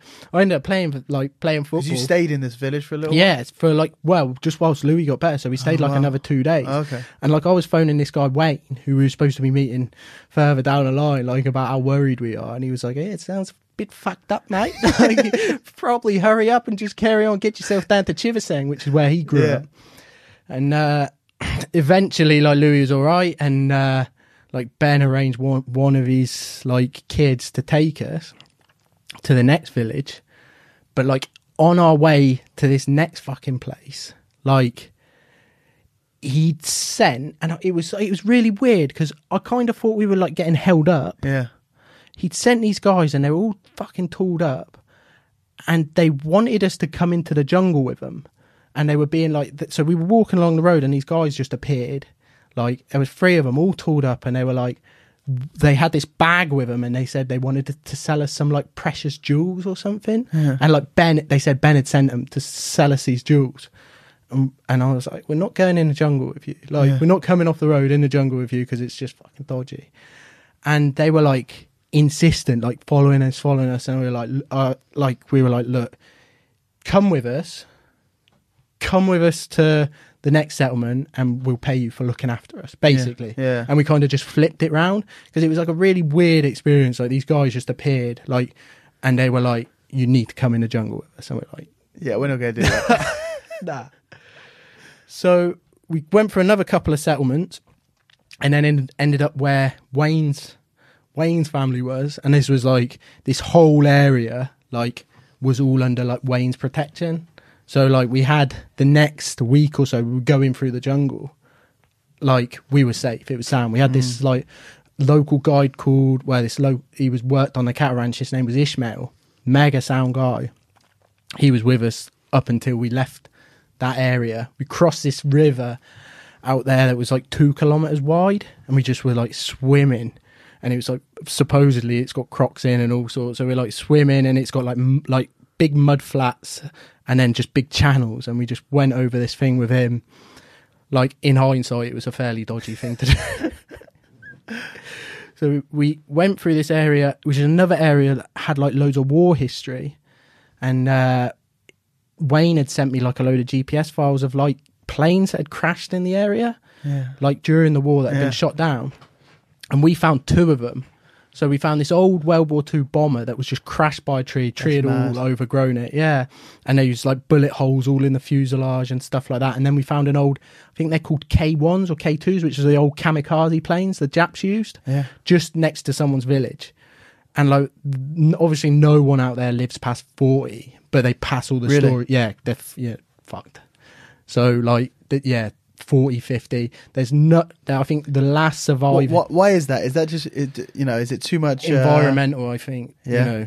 They're just like, they work and work and work, like out in the fields, and like, they push their bodies to the limit, and they're like, malnutrition's pretty big out there.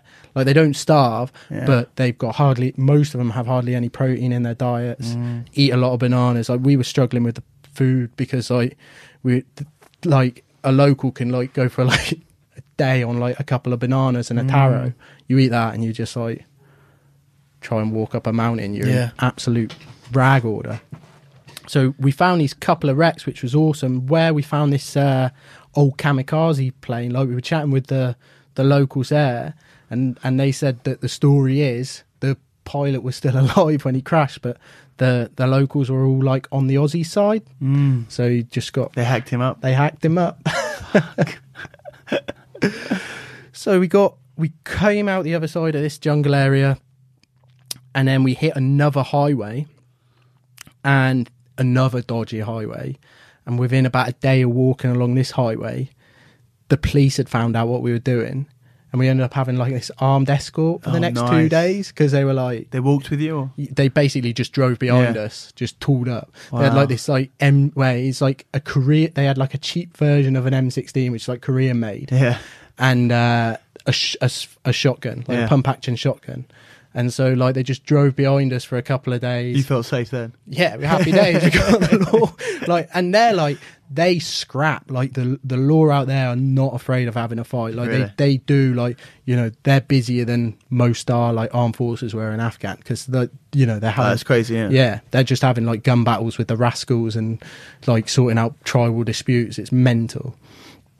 So we had them for another couple of days, and then to get to the coast, there was another World War II track called the Bulldog Track, which is basically like how they supplied from the south coast. The Aussies basically like made a track within where it was like a road. They made a road within 5 or 6 months, and they were like blowing through mountains and all sorts of stuff.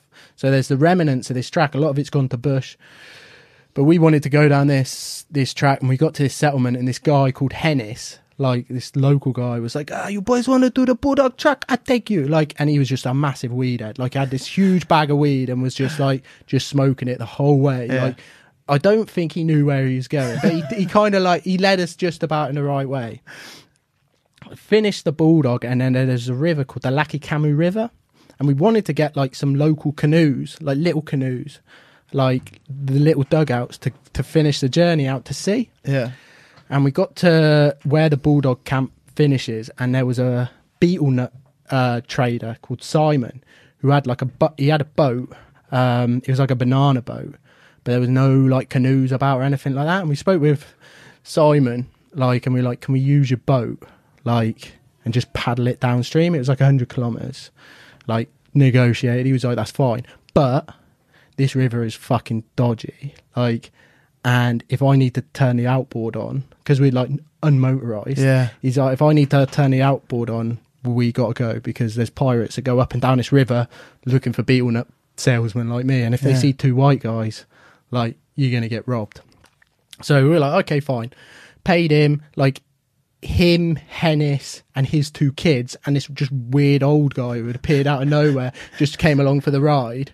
Like, and so we were just like paddling for like They just came on for fun. yeah just So this guy's taking you. He's like, look, there's a good chance you might get attacked by pirates who would come in to get us. yeah Come on, guys. yeah Kids, just jump on basically board. bringing his kids, and the kids would sound like they was just singing little songs the whole way, like, and it was like mega beautiful, like mountains and jungle, and you know what you'd picture. Yeah.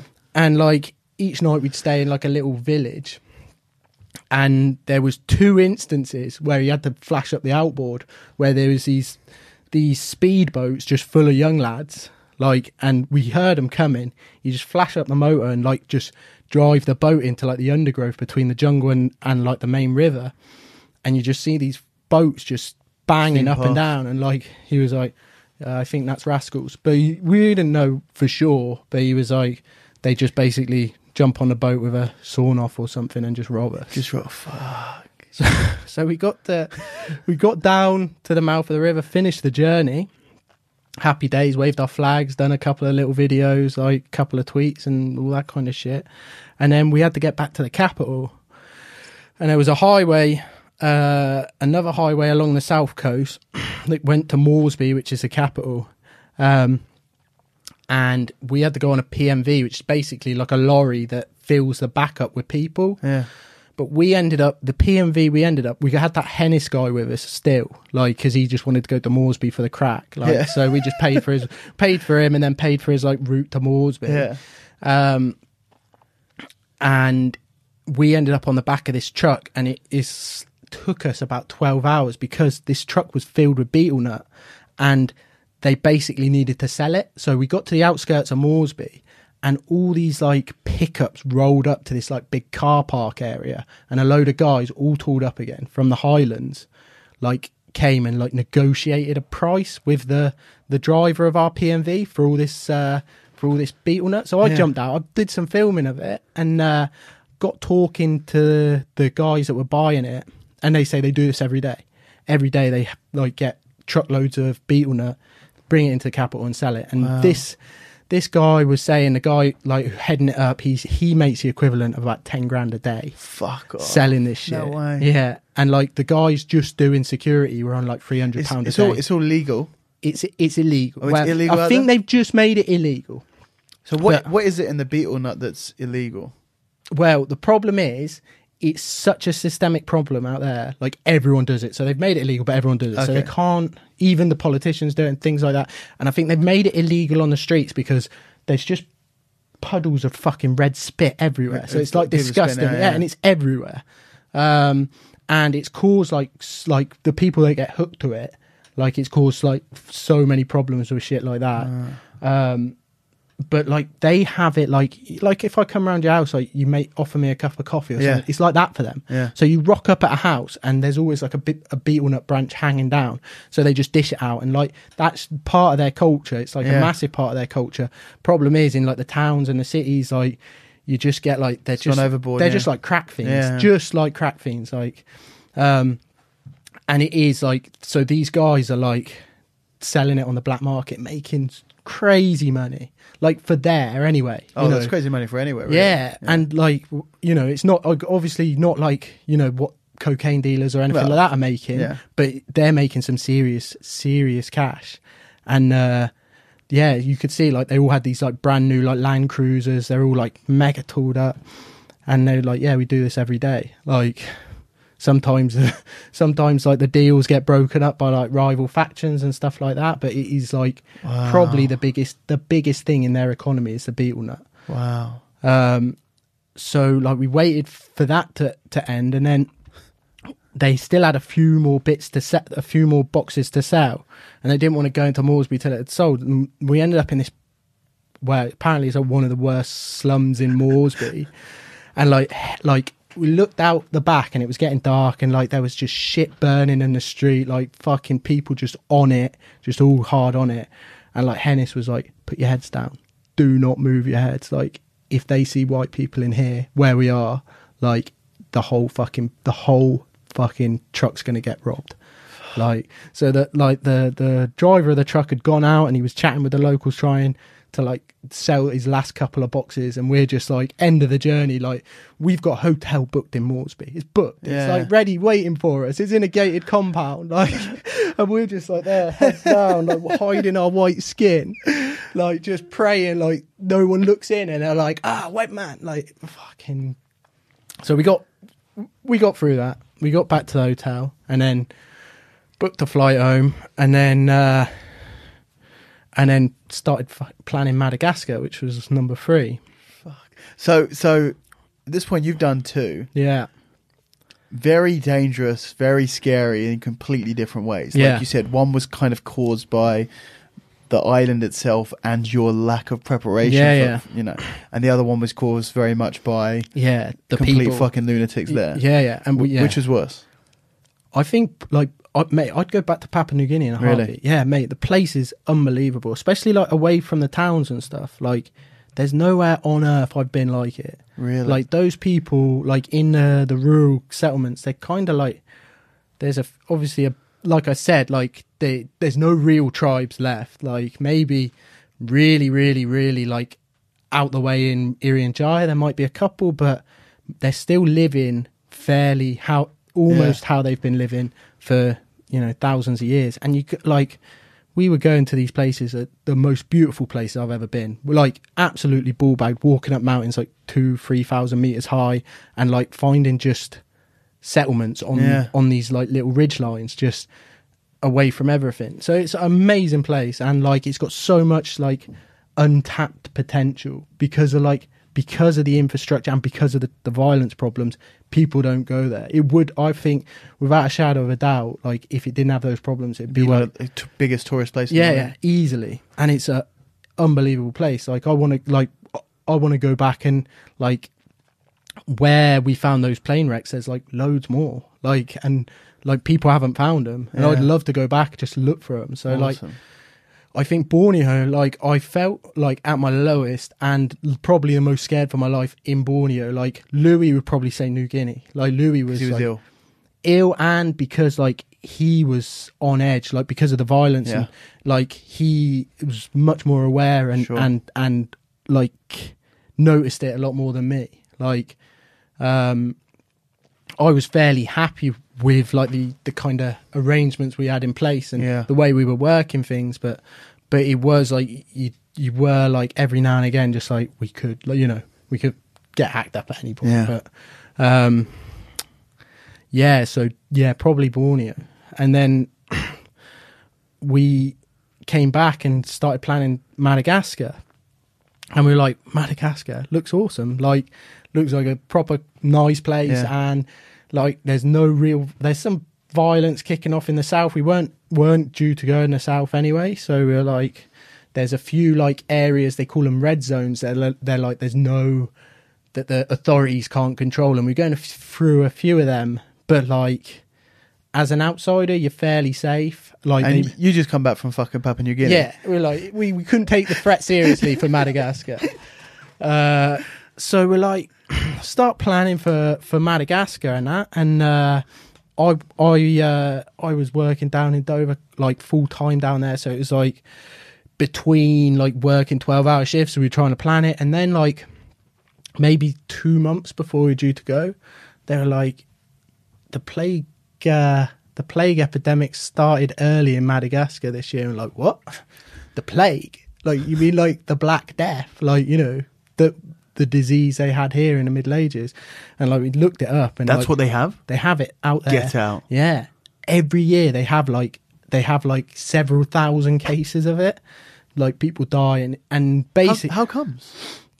well, they basically, because they all live on top of each other. Like, it's one of the poorest countries on earth. I think most of them live on less than $1 a day, and they all live in like fairly, depending where. Like, the geography like makes, well, we found out the geography changes a lot across the island, which Really? changes how people live. The terrain or the environment. Yeah. Like, on the east coast, it's all like tropical jungle, fairly similar to Papua New Guinea. Yeah. And then the centre and the west coast are all just dry, arid, like Really? deserts. Yeah. And the Deserts. Never would have guessed that. Nah, you'd think Madagascar, you'd think like tropical lush. The whole time, yeah. No, it's, yeah, the centre and the west coast are fairly arid and fairly unpleasant. Wow. And like the towns, they all live like very squalid. Like, it's full blown Africa, you know, Yeah. like comic relief shit. Yeah. Out there. And basically they have a rainy season every year, and during the rainy season they have maybe like 1,000 cases of the plague. And the plague has like 3 forms. It has the bubonic form, which is like transmitted by fleas on rats. Yeah. They have the pneumonic form, which is transmitted person to person, which through coughing and stuff like that. And they have a form called the septicemic, and I'm not 100% sure about that one, because that wasn't one we needed to be concerned about. Yeah. The concern was, like, normally what happens out there in the season is it will start with a few cases of the bubonic plague from the rats and stuff, and towards the end it will evolve into the pneumonic form, and that's when, because there's so many people living On top of each other, yeah. is when it spirals out of control. Well, before the rainy seasons even started, there were reports that there was like 500 or 600 people infected with the pneumonic form. So the World Health Organization was like out there, like trying to prevent it turning into like a full-blown crisis. Yeah. And we were like, should we delay the trip? Like, we got the flights booked, like, and like rainy season was due to start when we got out there. So we were like, we're looking at like traveling through this place when this epidemic's ongoing, and we're like, right, okay. You didn't know anything about the problem until... No, we knew, we went when we started researching. So we were like, you knew that they had this plague problem. Yeah, so we knew once we'd started researching, and we were like, right, okay, we need to like look at this seriously. So we started looking at it, and most of the cases were confined to this place called Tana, which is the capital. It's like stands for Antananarivo, but all the locals call it Tana. And basically, they found a source from what they do is when someone dies, they do a thing called the Dance of the Dead, and they basically like get the body. Well, they get the body and they just fucking dance with it like at a big funeral, and then they do it. Then they bury it. And then 7 years later, they dig up the bones and they do the same thing again, just dance with the carcass, like, and everyone just rocks up, and they traced it back to, they traced the first of this one back to one of these Dance of the Deads, and then the relative who'd gone to this funeral had gone back to Tana. He travelled up north, gone back to Tana, and then just like Tana had just been hit massively by this plague. So we were... Like, but do they still do the Dance of the Dead? Yeah. We went for a village and they were doing it. It was quite crazy to see. But like, was it a fresh one or was it a 7-year one? No, it was a fresh one. But it was in a box, so they didn't have the body. No, it was it in the box or was it wrapped up? No, it was in the box. It was in like a wooden box, and they were just like passing this box between them, and it looked like they were all fighting over this wooden box. And then they put it on this like canoe and then sailed it downriver. But we were like seriously debating just fucking it off. Yeah. And then we're like, well, it's all in Tana, and our journey's like up north. Should be all right. Yeah, we're like, well, I mean, there's risk and there's risk mitigation. Like, you know, we're fairly like, we're fairly far away from it. And if you get it, The problem is with it is like you can cure it. It's curable by antibiotics, but you've got to catch it early. Like, and if you don't catch it early, you're fucked. But the antibiotics you take for it, doxycycline, which are the same antibiotics we were taking for malaria prophylaxis. So like we were taking that as anti-malarials. So we've got the treatment, and if we suspect we've gone for an aerial, you can just do a cycle of it. Yeah, we'll just up the dosage. We'll just up it to 3 tablets a day instead of taking 1 tablet a day, which we did a couple of times when we were out there, because we went through, like, we saw a kid with the bubles under his armpits. Yeah. So did you contract it, or no? We just saw, and we were like, just taking these pills like Smarties. So doesn't that desensitize you to the effects of it though? I don't know. Like I'm not sure with Doxy how it works, but like that is like that nukes anything. Yeah. Like, that treats syphilis, gonorrhea, treats malaria. It like you take it as a prophylaxis for malaria. I think you can take it for like a year or something like that, and then you got to come off it. But it's a fairly strong antibiotic. So yeah, sounds it. So we were like, all right, we'll go out and like we'll get, we won't hang about in Tana, and we'll get to where we start, and there's no cases of it. And then we got out to where we were starting, and we were looking as soon as we got off the plane in Tana, we like had to go through like a quarantine and got given like this like plague information sheet by the World Health Organization. And we were like, oh God, what are we doing? So like the Borneo was just, the island was going to fuck you. In Papua New Guinea, the islanders were going to fuck you. And in Madagascar, the Black Plague was going to fuck you. The Black Death was like, you can't make this shit up. We're fucking dealing with the plague. I didn't even know it still existed. I thought they wiped it out in the Middle Ages. So we started the journey, and the journey was starting on the East Coast across an area called the Masawala Peninsula, which is like the most biodiverse area of all of Madagascar. Wow.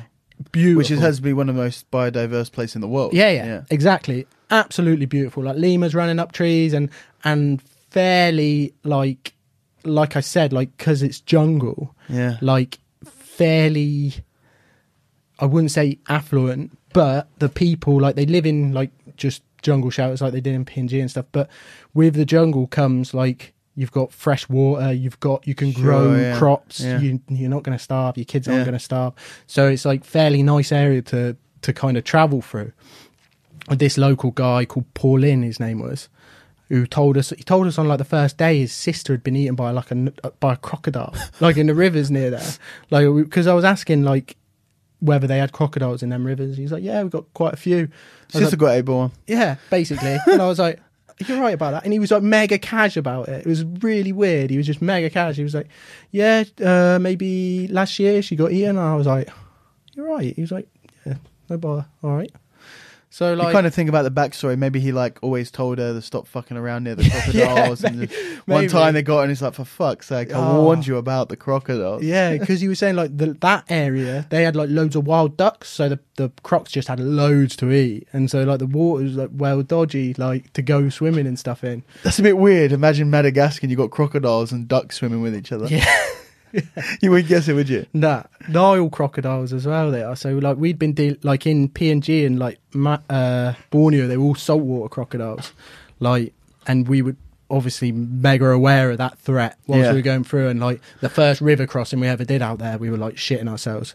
And then it got to like the point in like Papua New Guinea where you're swimming across a 2-kilometer stretch of water, and you just don't give a fuck because like the locals do it, and you're just like, oh well, if they're all right, we'll be all right.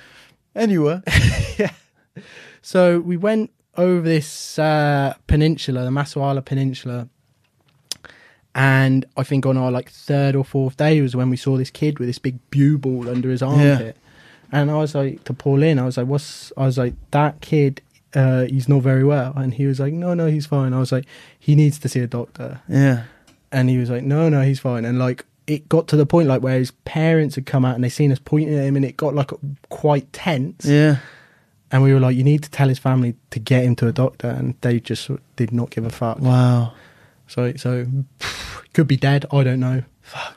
So we went through that village. Then we went through the village where they were doing this like dance of the dead and burying this person.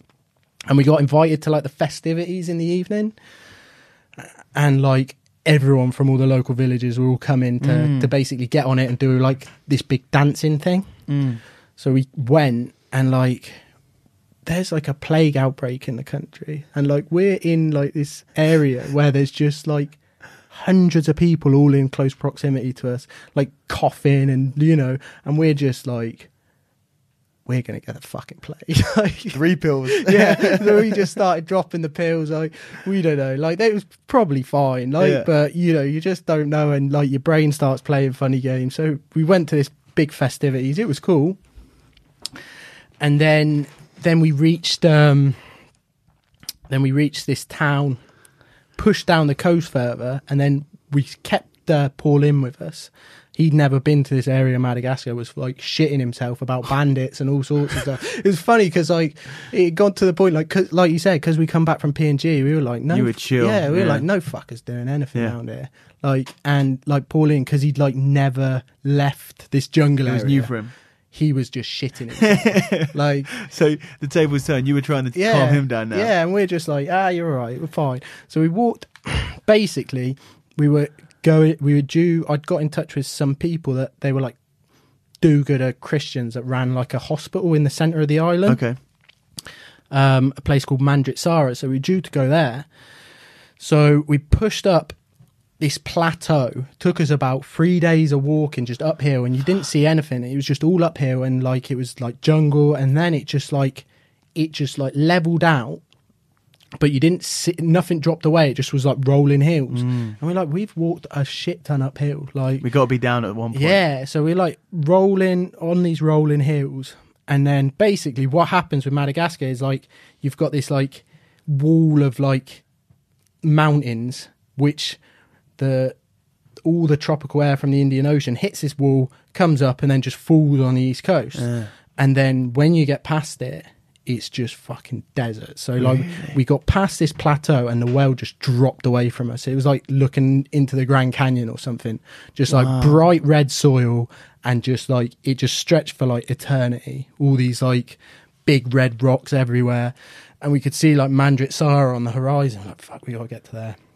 And so we come down, and like the first village we went into was like one of the fucking villages in Afghanistan, like all like mud built houses and compounds. That's crazy. Like two completely different continents on one little island. Yeah, it was mental. And like it had gone from like fresh water fucking streams just, you know, gushing past houses to little like dirty puddles at the bottom of the river, of the village, where kids were fucking drinking, you know, like an Oxfam advert, kids drinking fucking dirty water with their hands, and like cow shit everywhere. And we're like, oh fuck, like we really hadn't expected that. Like we kind of signed up for the whole like Madagascar tropical paradise idea, and now we're in. You had no idea about that before you got there. We knew it was going to be like fairly dry and that, but we didn't realise it was going to be a desert. Yeah, it was like what you see on like, you know, like Live Aid fucking shit. It was like Africa, full blown Africa. Like, and it was like, and they're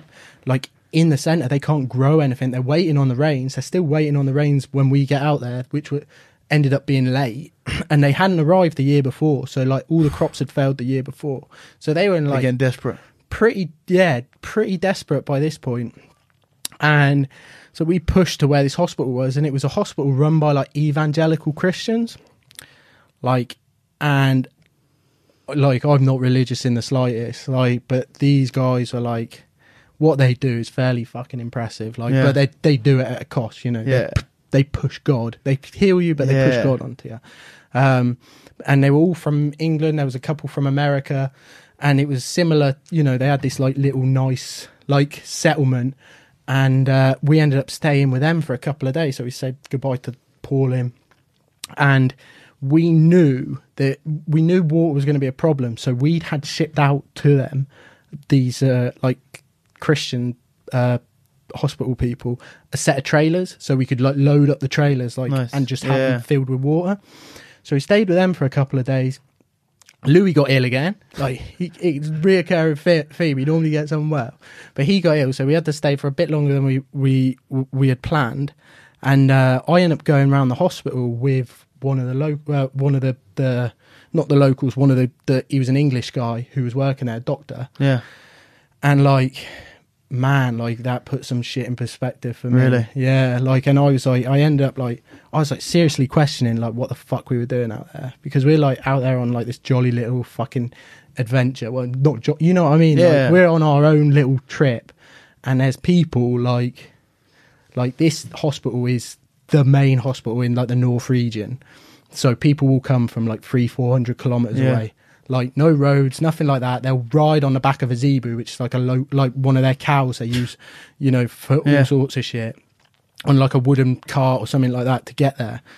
And like they have to pay for the privilege as well. Like went on the maternity ward, like some of the most horrendous things I've ever heard. Like there was a girl there, and the guy was telling me basically what happens a lot is these girls, because they're like, they get pregnant mega young and they're like malnourished. Like they basically the baby doesn't develop, or they'll go into the labour early. Yeah.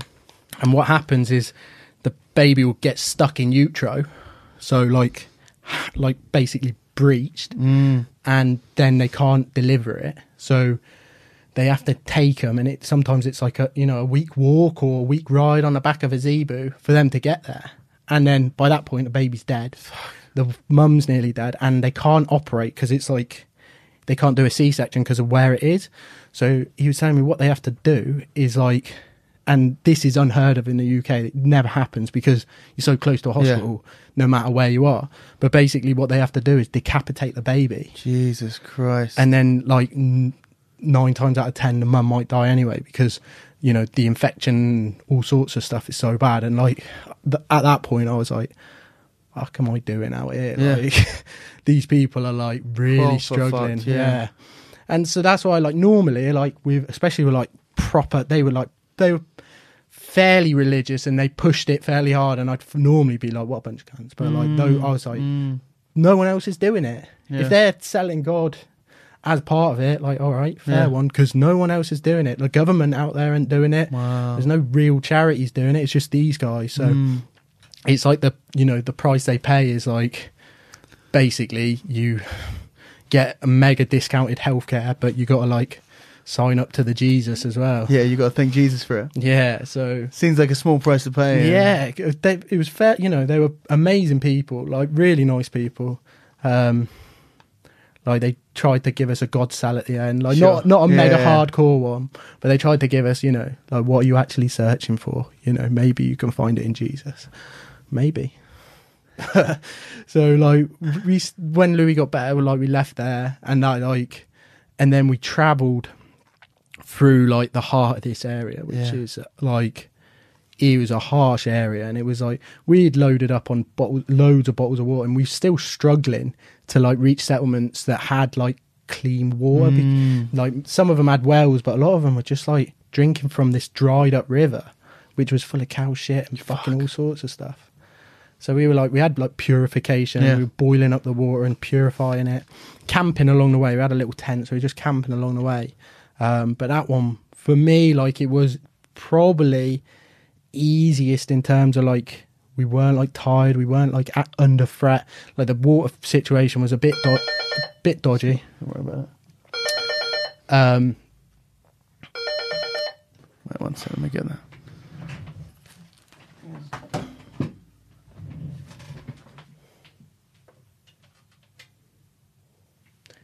Yeah, the water situation was a bit dodgy, but not you know, we managed to cope with it. But like in terms of like mentally, like actually questioning whether like what we're doing is actually like worthwhile. Like, yeah, we're doing it for the charities and we're doing it for things like that, and you know, B, should we really like be going through these areas on our own kind of little, you know, voyage of discovery when there's people fucking, you know.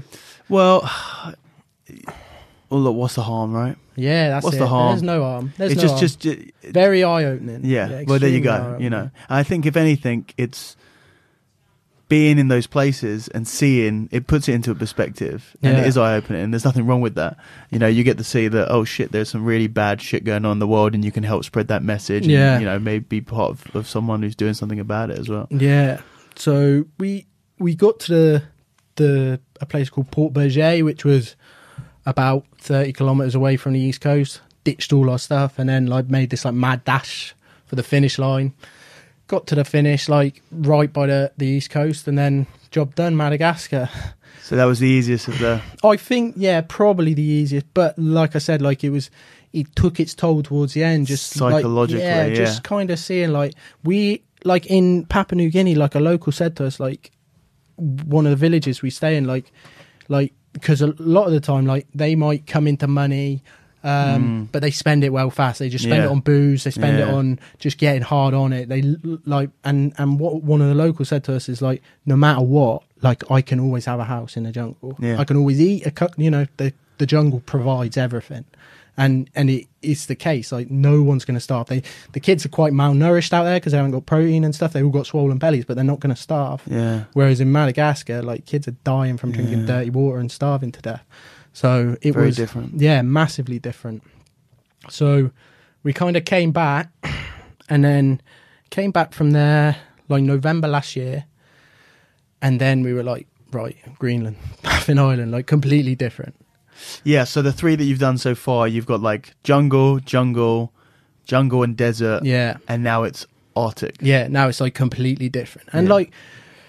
Louis had done some stuff in Norway, but like we had learned, like I said, like the marine side of things can only go so far. Sure. So we were like, we kind of really need to know what we're doing out here, and we can't approach it like we would in the Marines because like it's not a sustainable way of surviving out in these places. And really, from an environmental perspective, that shit's more dangerous than the jungles. Oh yeah, like, massively. Like being hot is uncomfortable, but you get too cold and you just go straight up die. Yeah, that's it. Yeah, so you can fuck up like we did in the jungle. Yeah, and you got a few days before you're going to kick it. Yeah. But you fuck up there, you'd be dead. Yeah. So we've got like this sponsor.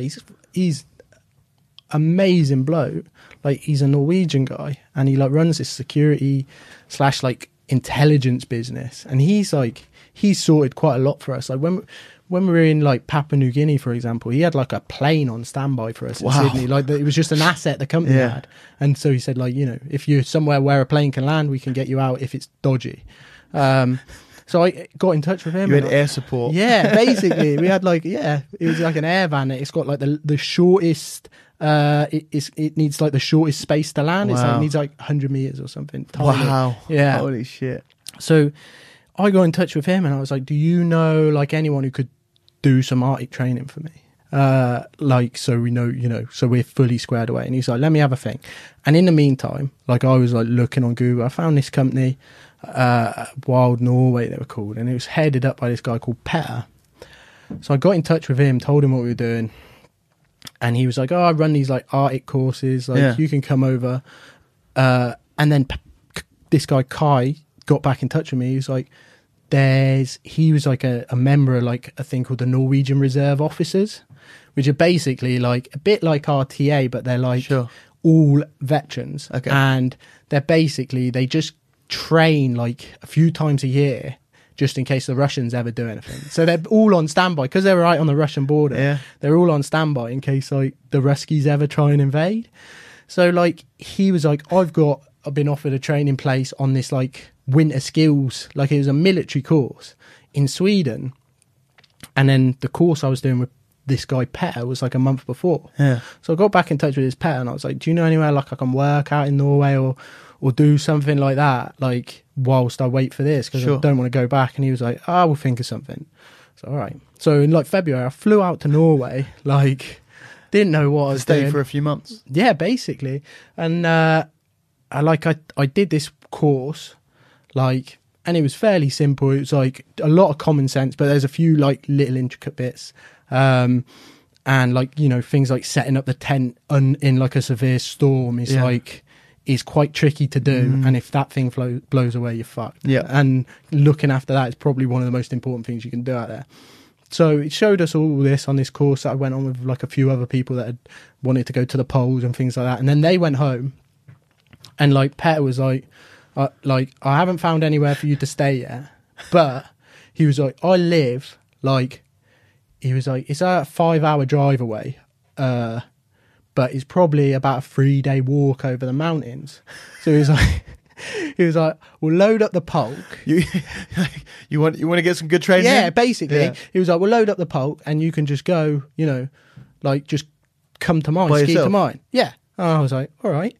So like started skiing like up this mountain range, it was sound, and then this fucking storm hit like out of nowhere, like, and it was wild wind, and I was like, this is going to be tricky, like, and I managed to get the tent up, like doing everything how he showed me. Like first night out on my own, and it's me. Managed to get it up, and then like I had our satellite phone with us, so I phoned him, and he was like, I was a little bit concerned when I saw the weather. He was like, you should be okay in Greenland if you can get a tent up in that. I was like, oh, happy days. So I skied to his, and then he was like, I can't find anywhere for you to stay, so you can just stay with me for the month. Like, I was like, oh, awesome. In the meantime, like, he introduced me to like a couple of his friends, and somehow in meeting this guy, I'd like stumbled on, there's like this clique of Norwegians, and they're like basically the most experienced like polar explorers on the planet, and somehow I'd managed to just fall into this clique. Like, so he's got a friend called Borg Usland, who's like, he's accomplished more than any polar explorer. Like, he went to the North Pole in winter. Wow. He's the first person to have crossed Antarctica. He did it with a kite and skis. Get out.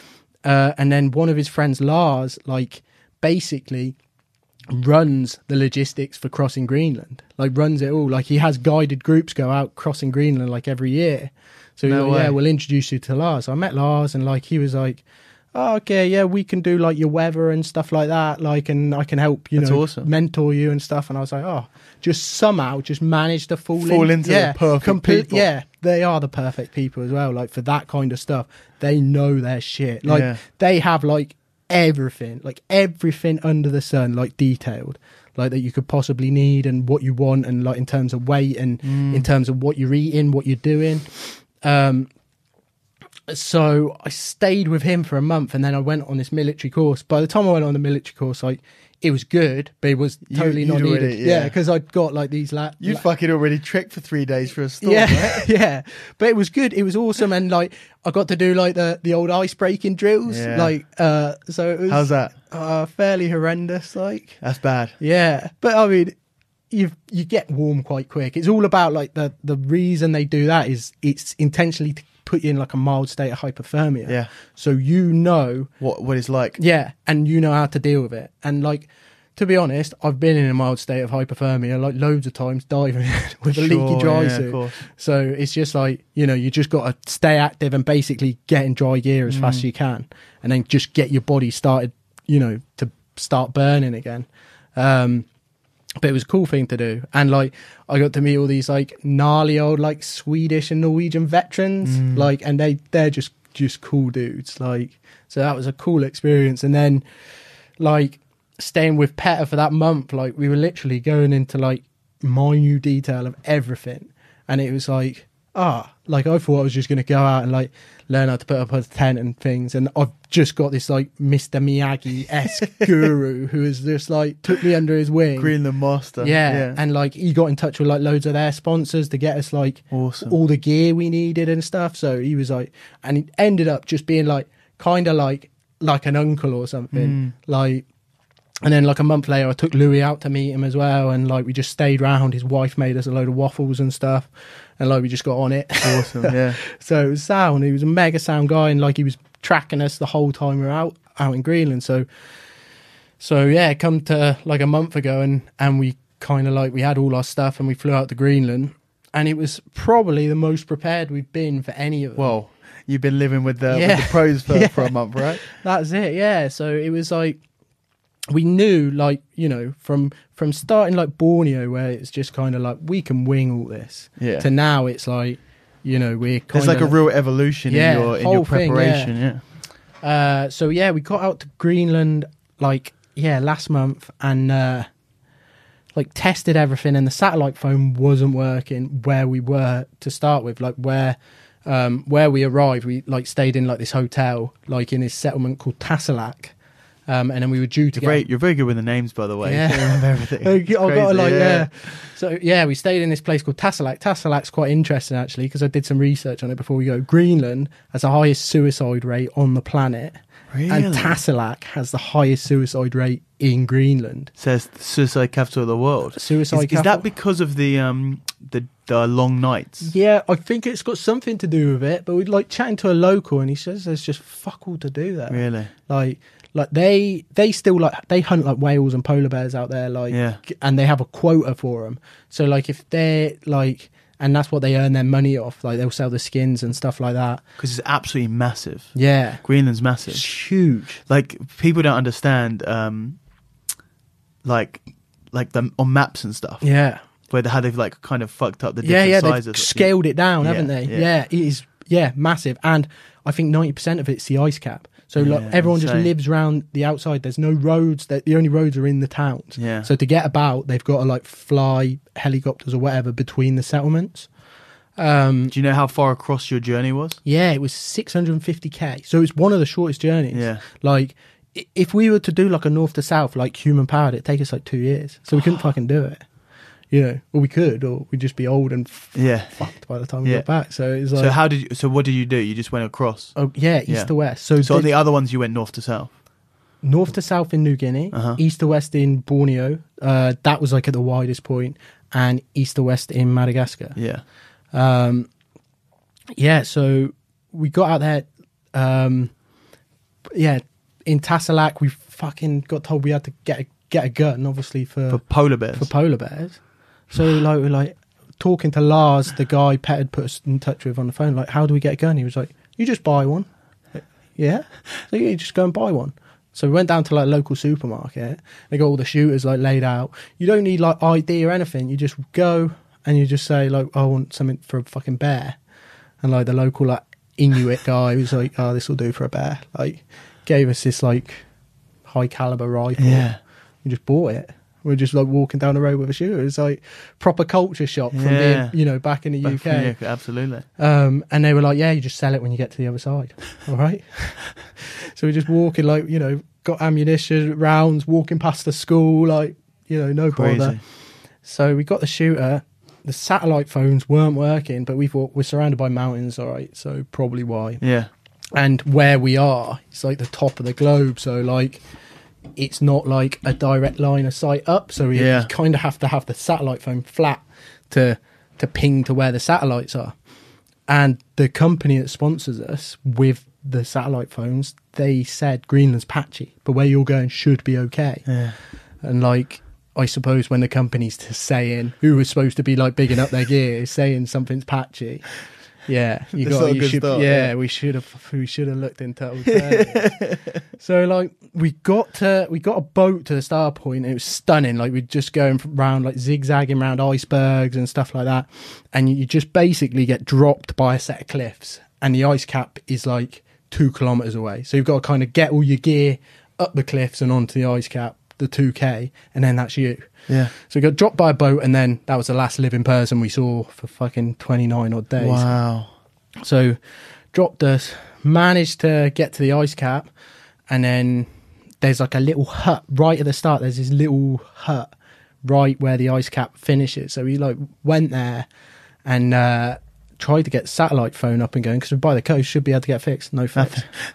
Oh, fuck. And like we need the whole point of a fucking satellite phone is you get it anyway. Yeah, and we needed to be able to get fixed because we needed the weather reports. Yeah. Like you have to be able to like prepare for the storms out there, because you've got to do all sorts. Like if you're going to get hit by a big one, you've got to like spend a couple of hours preparing the camp. Sure, yeah. So we're like, oh, and there was like a mountain nearby, so I was like, I'll just take the shoot, I'll go up the mountain, all right. So I like left Louis, went up this mountain, and then it was like trying, no fix. I tried for like 30 minutes, and just as I was about to turn the phone off, it makes this like 3-tone beep. Yeah. So this beautiful sound when you hear it. It's like and I just heard it, and I was like, oh, thank God. So I phoned up Lars, and it was like 2 a.m. where he was, but he was on it. Yeah. Like he was just on on the lash with one of his mates, and I was like, we knew he had a group. They had a guided group that would come in like the following day, and I was like, shall we wait so we can go? We didn't really want to go with them because like we just couldn't be asked with dealing with their fucking admin and like, you know, we wanted to do it on our own. And he was like, no, you'll be all right. Just get as high as you can on the ice within the first 48 hours and you should be able to get a fix. So that's what we did, but we couldn't get a fix. So we tried again tried again the next day, and the next day I think we had 4 days we didn't get any comms. Shit. And then we managed to get, and then it got to the point where like basically the way it worked, the way you do things out in these cold places, instead of like how we did before was like go, and then when we felt tired we'd have a stop. You go, it's like fairly strict. You go for 50 minutes, stop for 10, and you do that all through the day. And then when you stop for 10, you have something to eat, something to drink, and then you just go. Eat a lot. Yeah, hell of a lot. To keep your body temperature. Yeah, you've just got to graze through the day. It's just grazing. And so we got to the point where we were, like, every stop we were trying to get a fix. And we got a fix in the end, another fix. And, like, Lars was like, I've been so worried. I was going to call the rescue because we haven't heard from you. They've got a tracker on us so they could see where we're going. He was like, there's a storm hitting you in 3 days. Like, you need to get... We were in, like, the icefall where all the crevasses, there was no snow. So we were securing our tent with ice screws. He was like, you ideally want to be getting onto snow because then you can like bury the tent in snow. It secures it more. Sure. Less chance of it ripping. Yeah. He was like, you ideally want to be hitting snow. So we like got up onto the snow, put our bearing in on our compass, and then we're like, we'll save the batteries on the GPS. Well, there's a thing called a magnetic anomaly, which is like, is basically like the at the magnetic North Pole, which is, I think it's on Baffin Island at the minute. It moves around. Yeah. So it's where all compasses point. Does it really? Moves about? Yeah. The magnetic North moves. Yeah. So it moves around. Did not know that. And so if you look on a map, it will have the contour lines for north. Well, the magnetic north that a compass points to is slightly different. So normally it's negligible. So like it doesn't matter. But up there, because you're so close to the pole, it's going to make a big difference. Huge. Like, and we didn't account for it. So you turn the GPS off. You're going by the compass. You're going in the fucking wrong direction. Yeah. So, oh dear. Yeah, proper schoolboy of us. And you can't see shit because there's nothing to orientate yourself. There's no landmarks. We were just like we're kind of coming downhill a bit, and then like banged on the GPS and seen that we were like way too south, and we were like, oh fuck. And so we like changed our bearing, and then by the time we managed to get back on course that day in time for the storm, which was lucky. But by the time we got another fix on the fucking satellite phone, we had all these like panicked messages like, you're going the wrong way, because they could see where we were going on the thing, but they couldn't get in touch with us. It was like, you're going the wrong way, like you need to change your bearing. And it was like, I think we were like the difference was about 40 degrees, which is massive on the 40 degrees. Yeah, it's huge. Just like, and then the further west we got, it was increasing. So like we were having to just like basically keep the GPS on for longer than we needed to, just to make sure we were going the right way. So yeah, managed to survive that storm. There was a few big storms and we managed to get out. Like all the other groups that were on the ice they were like weathered up, but like, because we were fairly confident, like there's no real risk in traveling in a storm. The risk is setting the tent up, putting it down. So, like, if that gets damaged, you're fucked. And it's like, you know, there's the danger of, like, losing gear. Like, lose a set of gloves or lose your mitts. Like, and then you're in trouble. Yeah, big trouble. So you have spares of everything? Not of the mitt. Well, we had some spare kind of mitts, but they would have been too warm to ski, and they were, like, down mitts. So we could have worn them worst case. We had spares of, like, the GPS, the satellite phone, things like that. No spare tent. Bit too big. Yeah, kind of like, you got to, like, you know... Weight's a big thing out there because you're skiing with like a sled of all of your gear on the back. We had 2 sleds behind each of us. Okay. So, and I think we put in about 80 kilos. It was. Oh. Yeah, but like I think like the guys that do like Antarctica, like they're pulling maybe 150. Wow. You pull when it's like what we did in Madagascar, obviously with the trailers. Like when you're pulling stuff on your hips, you can pull a shit ton. Yeah. Obviously carrying it on your shoulders, you can't. It's another story. Yeah. So it's still heavy, especially when you're skiing uphill. Like it's all in your quads. And like last night, I was getting like cramps in my calves just out of nowhere, and I was like, fuck, I finished on like what, Saturday, what's that, 5 days ago, and I'm started getting like severe cramps, so my body must have just been in rag. Yeah. So got up onto this ice cap and then went through a few storms and stuff, and then like by like the first couple of days were awesome, like navigating in and out of these crevasses is good fun, like proper dodgy stuff but really good fun. Yeah. And then get up onto the ice cap, and then you just set a bearing completely white, and then like that's you, like depending, like we started doing like 8 legs a day, and then we moved it up to 10, and then by the end we were doing like 12, so like you're talking like 12 hours a day, like just staring at nothing but white. And if it's cloudy, like if the cloud comes in, it like blends in with the snow, so you can't see the horizon, you don't know what the floor and the sky like meet, and you're just like on a bearing 12 hours, like Just got to drive you crazy.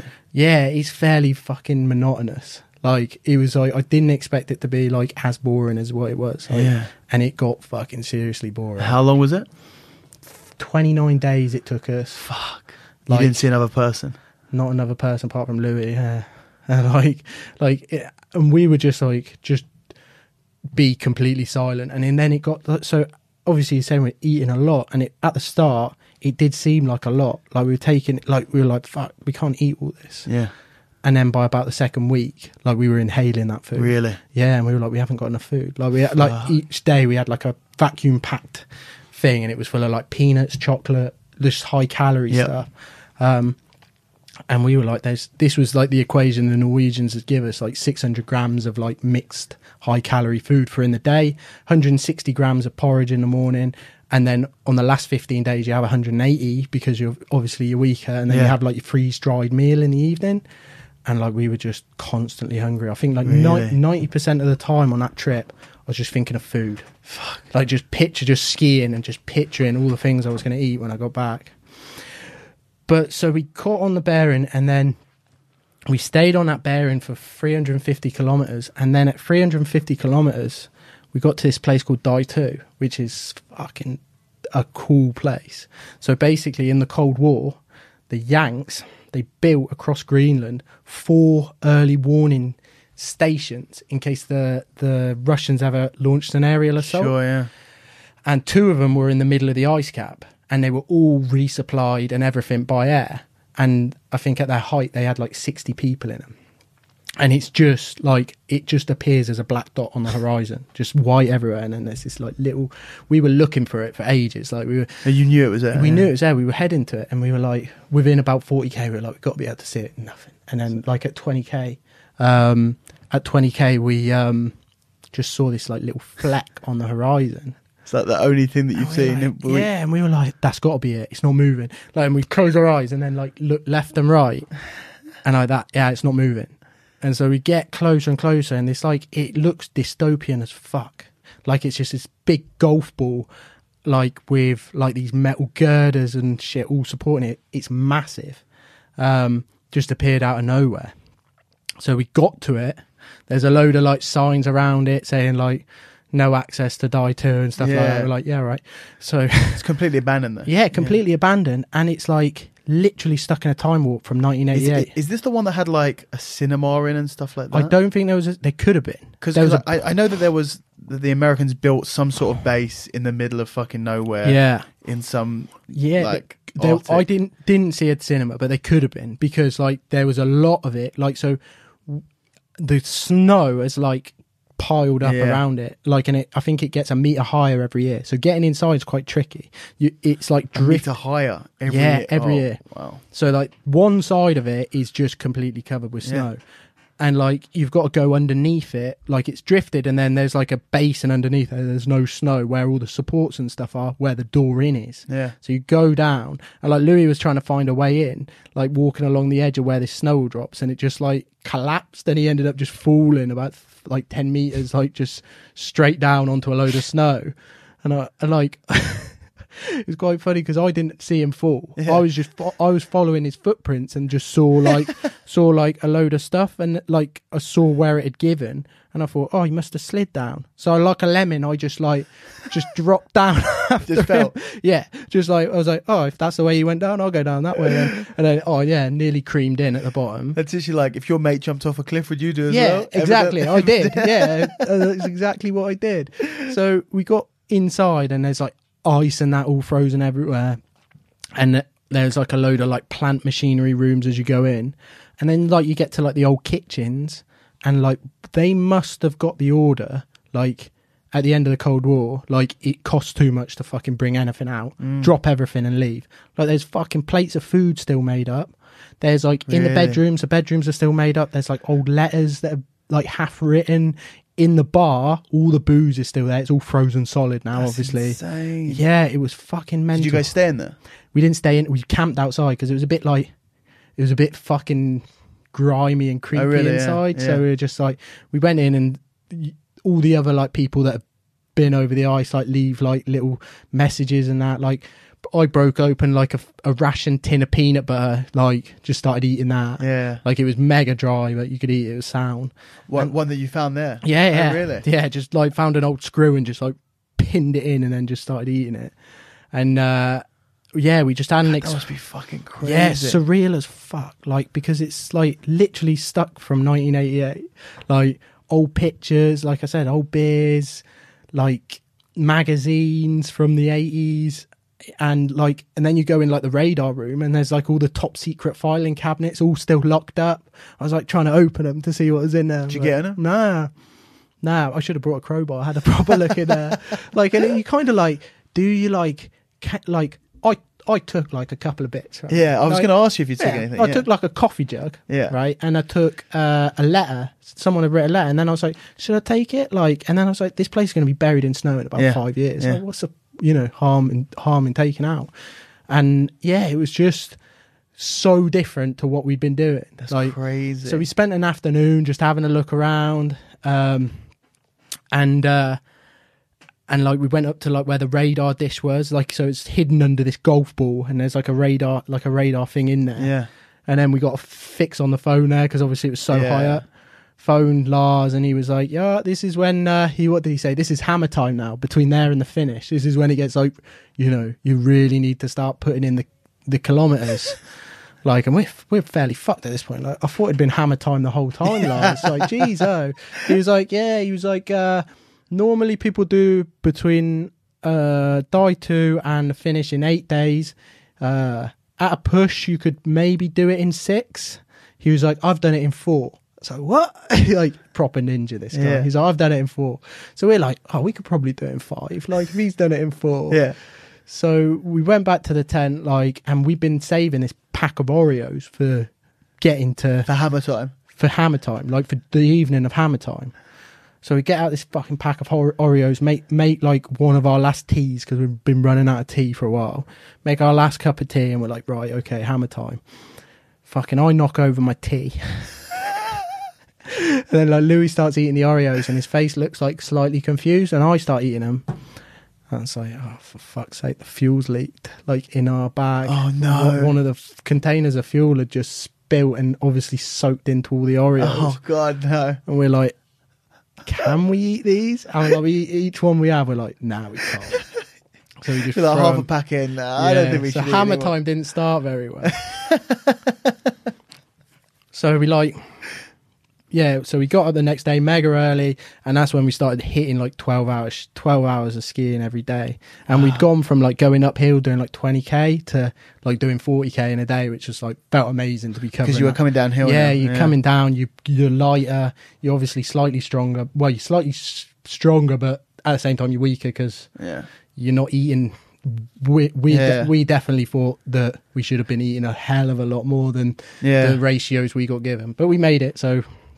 so we started pushing down, and then at the 3-day mark, like we phoned Lars, got a fix, phoned him, and he was like, yeah, you'll be doing it in 7 days. You can't, he was like, you can't do it in 6 days. Like you haven't covered enough ground by this point. And we were like, how the fuck did he do it in 4 days? Like, this guy must be unreal. Yeah. Like, this guy just must be like the most ninja skier out there, because like we'd been putting in so much time and like just grafting it, and we're like, we've got to be on like the 5 day mark, and he's like, nah, you ain't gonna do it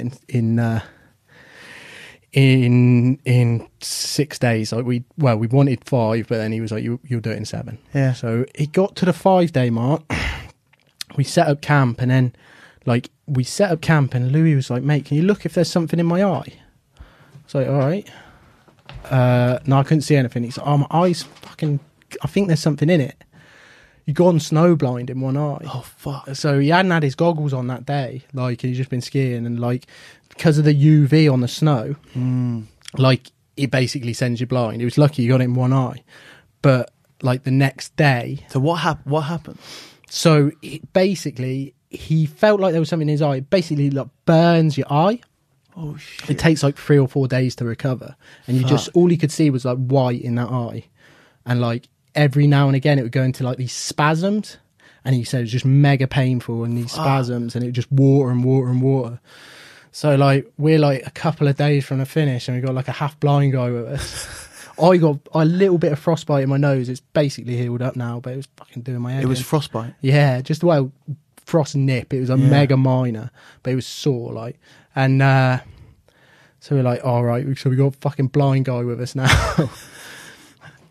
So it got to the 6th day, the day he said we weren't going to finish. And like, we were, at the start of the 6th day, we were 25k away from the finish, but the ground like changes. So it goes from like being skiable to basically you just have these like rolling, they're like blocks of ice about 20 meters high, and they've just got crevasses either side, or like water either side, and you've got to kind of like scramble up them and go down them. And it's like, it's fairly disgusting to get across, because you've got to like you're pulling the poke as well, and that's attached by rope. So if you're on like a precarious bit, the poke just pulls down and like tries to pull you with it. So you're just kind of, so we did like the first 15k in pretty decent time, and then it got to about 8 in the evening, and we were like 5k away from finishing on the 6th day, and we were like, we're gonna do it in fucking 6 days, fucking. And like, by this point it's getting dark. Like, Louis's got an eye patch on his eye, like, so he can't nav, and like he can't look at light either, like, because even like the little bit of gap that was letting light in was like just causing him agony. Wow. So he was just having to like follow my silhouette through this like dark and fucking crevasse field, and we were like, sod it, we got 5k is fucking nothing. And like, it was fairly horrendous. Like, and we just because of the terrain. Yeah, just because it was just like I said, just like massive, like, basically you've seen pictures of glaciers, haven't you? You know how it's just like that, isn't it, at the end? So it was just undulating, cracks everywhere that just disappeared into nowhere. Yeah. So it just, and like rivers that were frozen, that run off the ice cap. So we were like slowly like weaving in our way, climbing up and down. There's a route off it, like that the guys use, that we had the GPS file. So we were trying to stick as close to that, because supposedly if you come off this route, you just end up in a world of hurt with crevasses and stuff everywhere. So, but we were in a world of hurt anyway, because the route was just dog shit. So we like come over, and I came over. We were on this like edge of this like ice cliff that dropped down about 5 meters into this like frozen river, and like my poke pulled, and like one of the pokes had pulled over the edge. So I was like struggling to get it over, and like Louis was coming over like a blind pirate, and I was like, dude, mate, be careful here, because this ground, like, I was like, my pokes just pulled over the edge, and he was like stood like the edge side of his pokes, and they kind of like jackknifed, knocked him, but he managed to like to square his feet away, like to jump the other side, and both his pokes pulled over the edge. Oh shit. Because he hadn't like fully planted his feet right. As soon as they went over the edge, they just pulled it. They pulled him in. Pulled him, so he fell like 5 meters. Oh shit. Into water? Where it was frozen. It was fucking so lucky. So it was frozen but not solid. So he like landed, and it like took his fall and smashed, Because I think if it's solid, he would have been completely gone. How long was the fall? Like 5 meters. Fuck. So it smashed, and then so it was weird. So it was like smashed, and then there must have been about that much water at the bottom. So it was like ice at the top, Crumpled, air, and then so it took his fall, and as he fell, he just smashed the back of his head on the ice, and then he's just like that. And I was like, he was out. Oh, gone. Shit. I was like, dude. I was, oh, for fuck's sake. And you were how far away from the finish? At this point, 2K. Fuck. Like, fuck's sake, Louis. Like, and then he come round. You couldn't get down there. I could on a massive diversion, Yeah. but I couldn't like jump down there, not with the pulse and stuff. And I was like, dude. And he come round and he was like, what? I was like, are you right? He was like, yeah. And then he went, what am I doing down here? Oh shit. And I was like, oh no, he's fucking concussion and he's fucking blind. I can't get a helo in here to get him. They could hand a fucking helo in there. And I was like, mate, you just fell down there. Are you all right? And he was like, yeah, I'm all right. And then he went, what are we doing? I was like, we're going to the finish. He was like, oh yeah. I was like, mate, I need to go round and meet you down there. So just follow the river down. And then I met him, like, it took me about a couple of minutes to get down. And he was like, mate, was I wearing a Bergen? Like a backpack? Yeah. And I was like, what are you on about? He's concussed as fuck. And he was like, I thought I was just wearing a Bergen. Didn't I have a Bergen on? And I was like, no. I was like, do you know what we're doing? And he was like, yeah, we're going to the finish, aren't we? And I was like, yeah, all right, just follow me, all right? Yeah. Like, and then like maybe another kilometre, it started to like get a bit better. The ground started to get a bit better. And then I saw a bird. This bird just came out of nowhere, just flew. And I was like, fuck, that's the first living thing I've seen in, nearly a month. Insane. And then I saw footprints because the ice cap is like, basically there's the settlement that we were heading to was another 40 kilometres away. Yeah. But there's a road to the ice cap and they run like tourist trips to go and see it. Yeah. Not to do anything on it, just to see it. And we saw footprints and I was like, fuck, there's fucking footprints. And then we made it off the ice cap, set our tent up.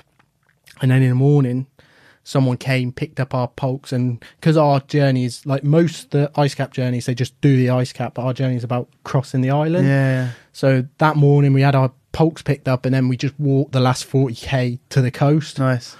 And that was on Saturday, and then job done. Man, that's so very, very different experience. Yeah, massively. But easier than the others?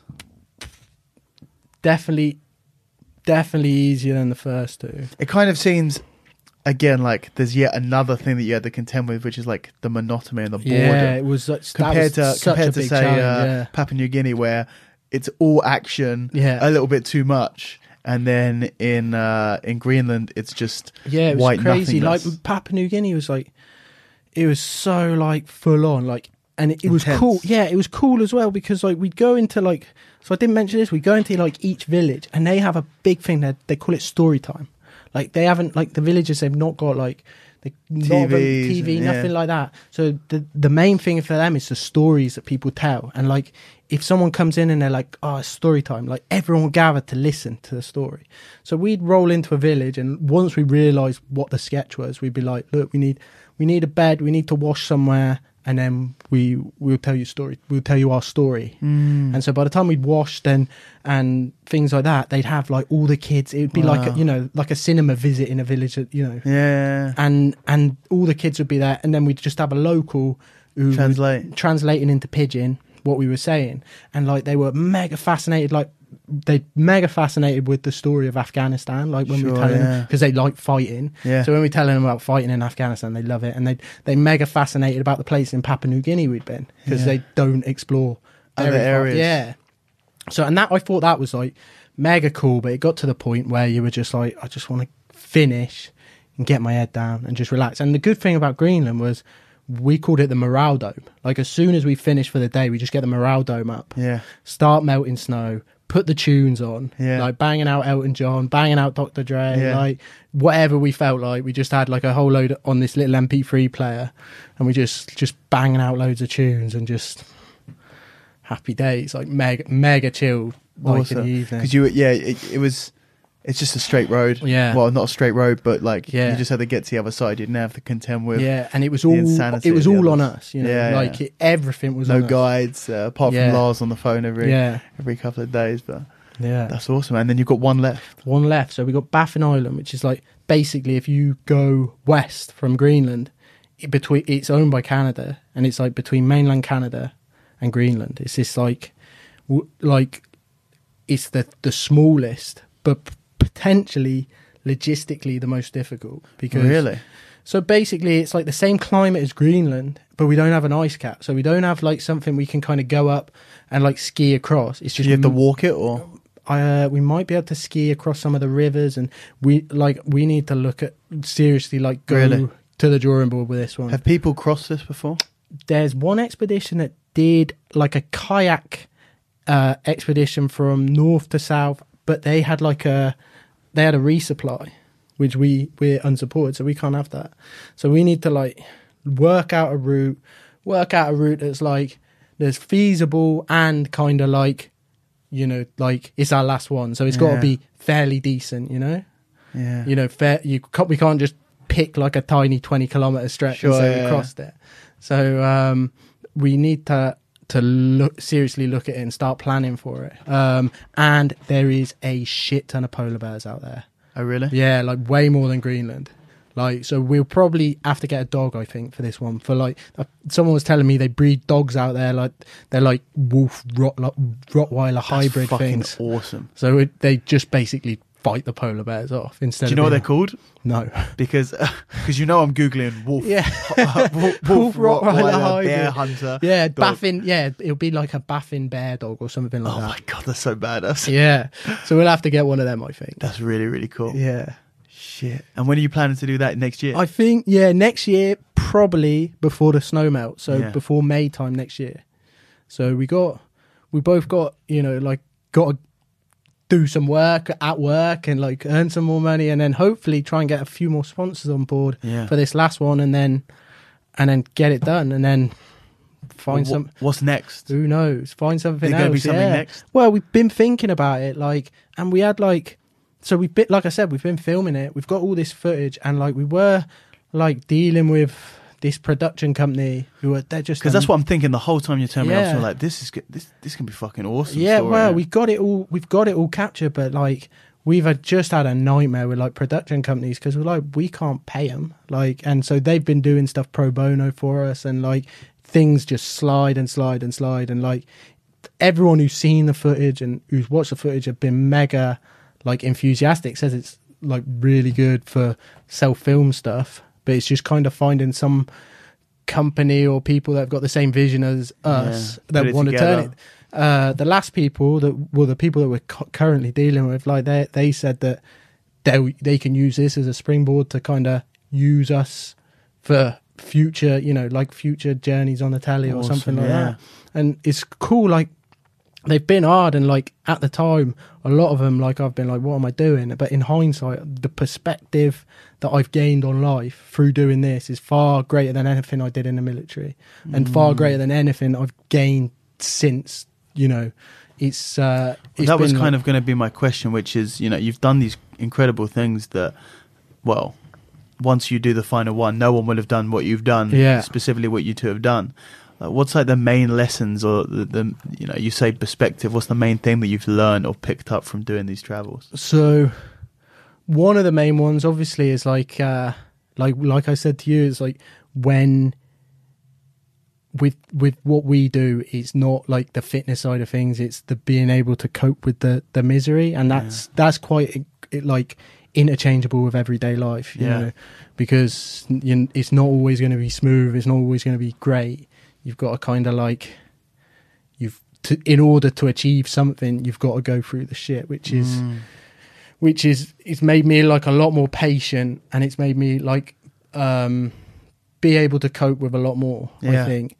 And another one is like, most people, like, despite, you know, like all the horror stories you hear, like most people are amazing. Like I've met some of the most incredible people I've ever met in my life doing this. Like it's been a privilege, from that lady Shinta who I stayed with in Borneo, like to Wayne, you know, the Crocodile Dundee in Papua New Guinea. And like you have to like kind of go out there and put your head above the parapet to kind of meet these people. Like, and when you do, you know, it's an honor to be able to share these experiences with some of the most incredible people that, you know, you could ever possibly meet. So, I'd say that's definitely one that I've gained from this, is like from like the little lady that makes shoes in Borneo, who's been crippled by polio, to crazy Crocodile Dundee, to, you know, the mad Norwegian explorers. Like I think, you know, most of the people that we've met have been incredible, amazing people. And you just got to kind of like get out there to find these people, and they make you be open-minded with it. Massively. That's an awesome message, I think, to kind of end it on. We've done over 2.5 hours. Oh shit! It goes very, very quickly. But man, that was awesome. I enjoyed it so much. So, but before anything else, what's the sort of, if people want to follow you or the charities that you're working with, kind of, let's make sure that so we kind of like dubbed ourselves the Mad Explorers. This is what we are. I you know what? I think I'd agree with that. Yeah, so we hashtag all our stuff with that. But the expedition, like the page and everything, is Expedition 5. The word 5 at Expedition 5. Instagram, Facebook, Twitter, all the social media overlords that kind of run our lives today. And the two charities are Help for Heroes and the Royal Marines charity. And like I said, we're doing this because we want to. And like the charity is a secondary like aim, and I quite contentious about saying that it's a charity thing. Because we want to do it. We're not like doing it because we're like doing it solely for the charity. It's not like purely altruistic. But at the same time, they do some incredible work, and there's a lot of guys that I know, and especially Louis knows through like his pathway out of the Marines, that their lives have been completely changed for the better because of these charities. So Help for Heroes, Royal Marines charity, we're raising funds for them through the platform that we've got doing this, and it's, you know, an honour. I say it's an honour to do it. It is, because they're helping my mates out and they're helping Louis' mates out. Absolutely. Awesome, man. That was I thoroughly enjoyed that. Awesome. I can't wait to hear you know, how your final journey goes, and to follow it, and to continue to see what you do afterwards. But it sounds fucking crazy. Thanks for having me, man. No, my absolute pleasure, man. Really enjoyed it. Thank you very much. Awesome. That is it, guys. I hope you enjoyed that episode. If you want to find out more about the Mad Explorers, or to follow their final part of Expedition 5, and I'm sure they're going to be doing a lot more stuff after that as well. If you want to follow them, then you can check them out on social media. They're on Facebook at Expedition 5. Just search for it. They're on Instagram. The handle is at Expedition 5. That is FIVE, not the number 5. Or you can find them online. Their website is expedition5.co.uk. I don't know whether you can support them, you know, if you can help fund the expeditions themselves. You might want to check online with that, but maybe you can. Otherwise, feel free to to help support some of the charities that they're looking to raise awareness and helping to pick up some funds for as well. So go check him out. Really, really cool guy. Very, very cool adventures and awesome stories, and I hope to hear a lot more from them.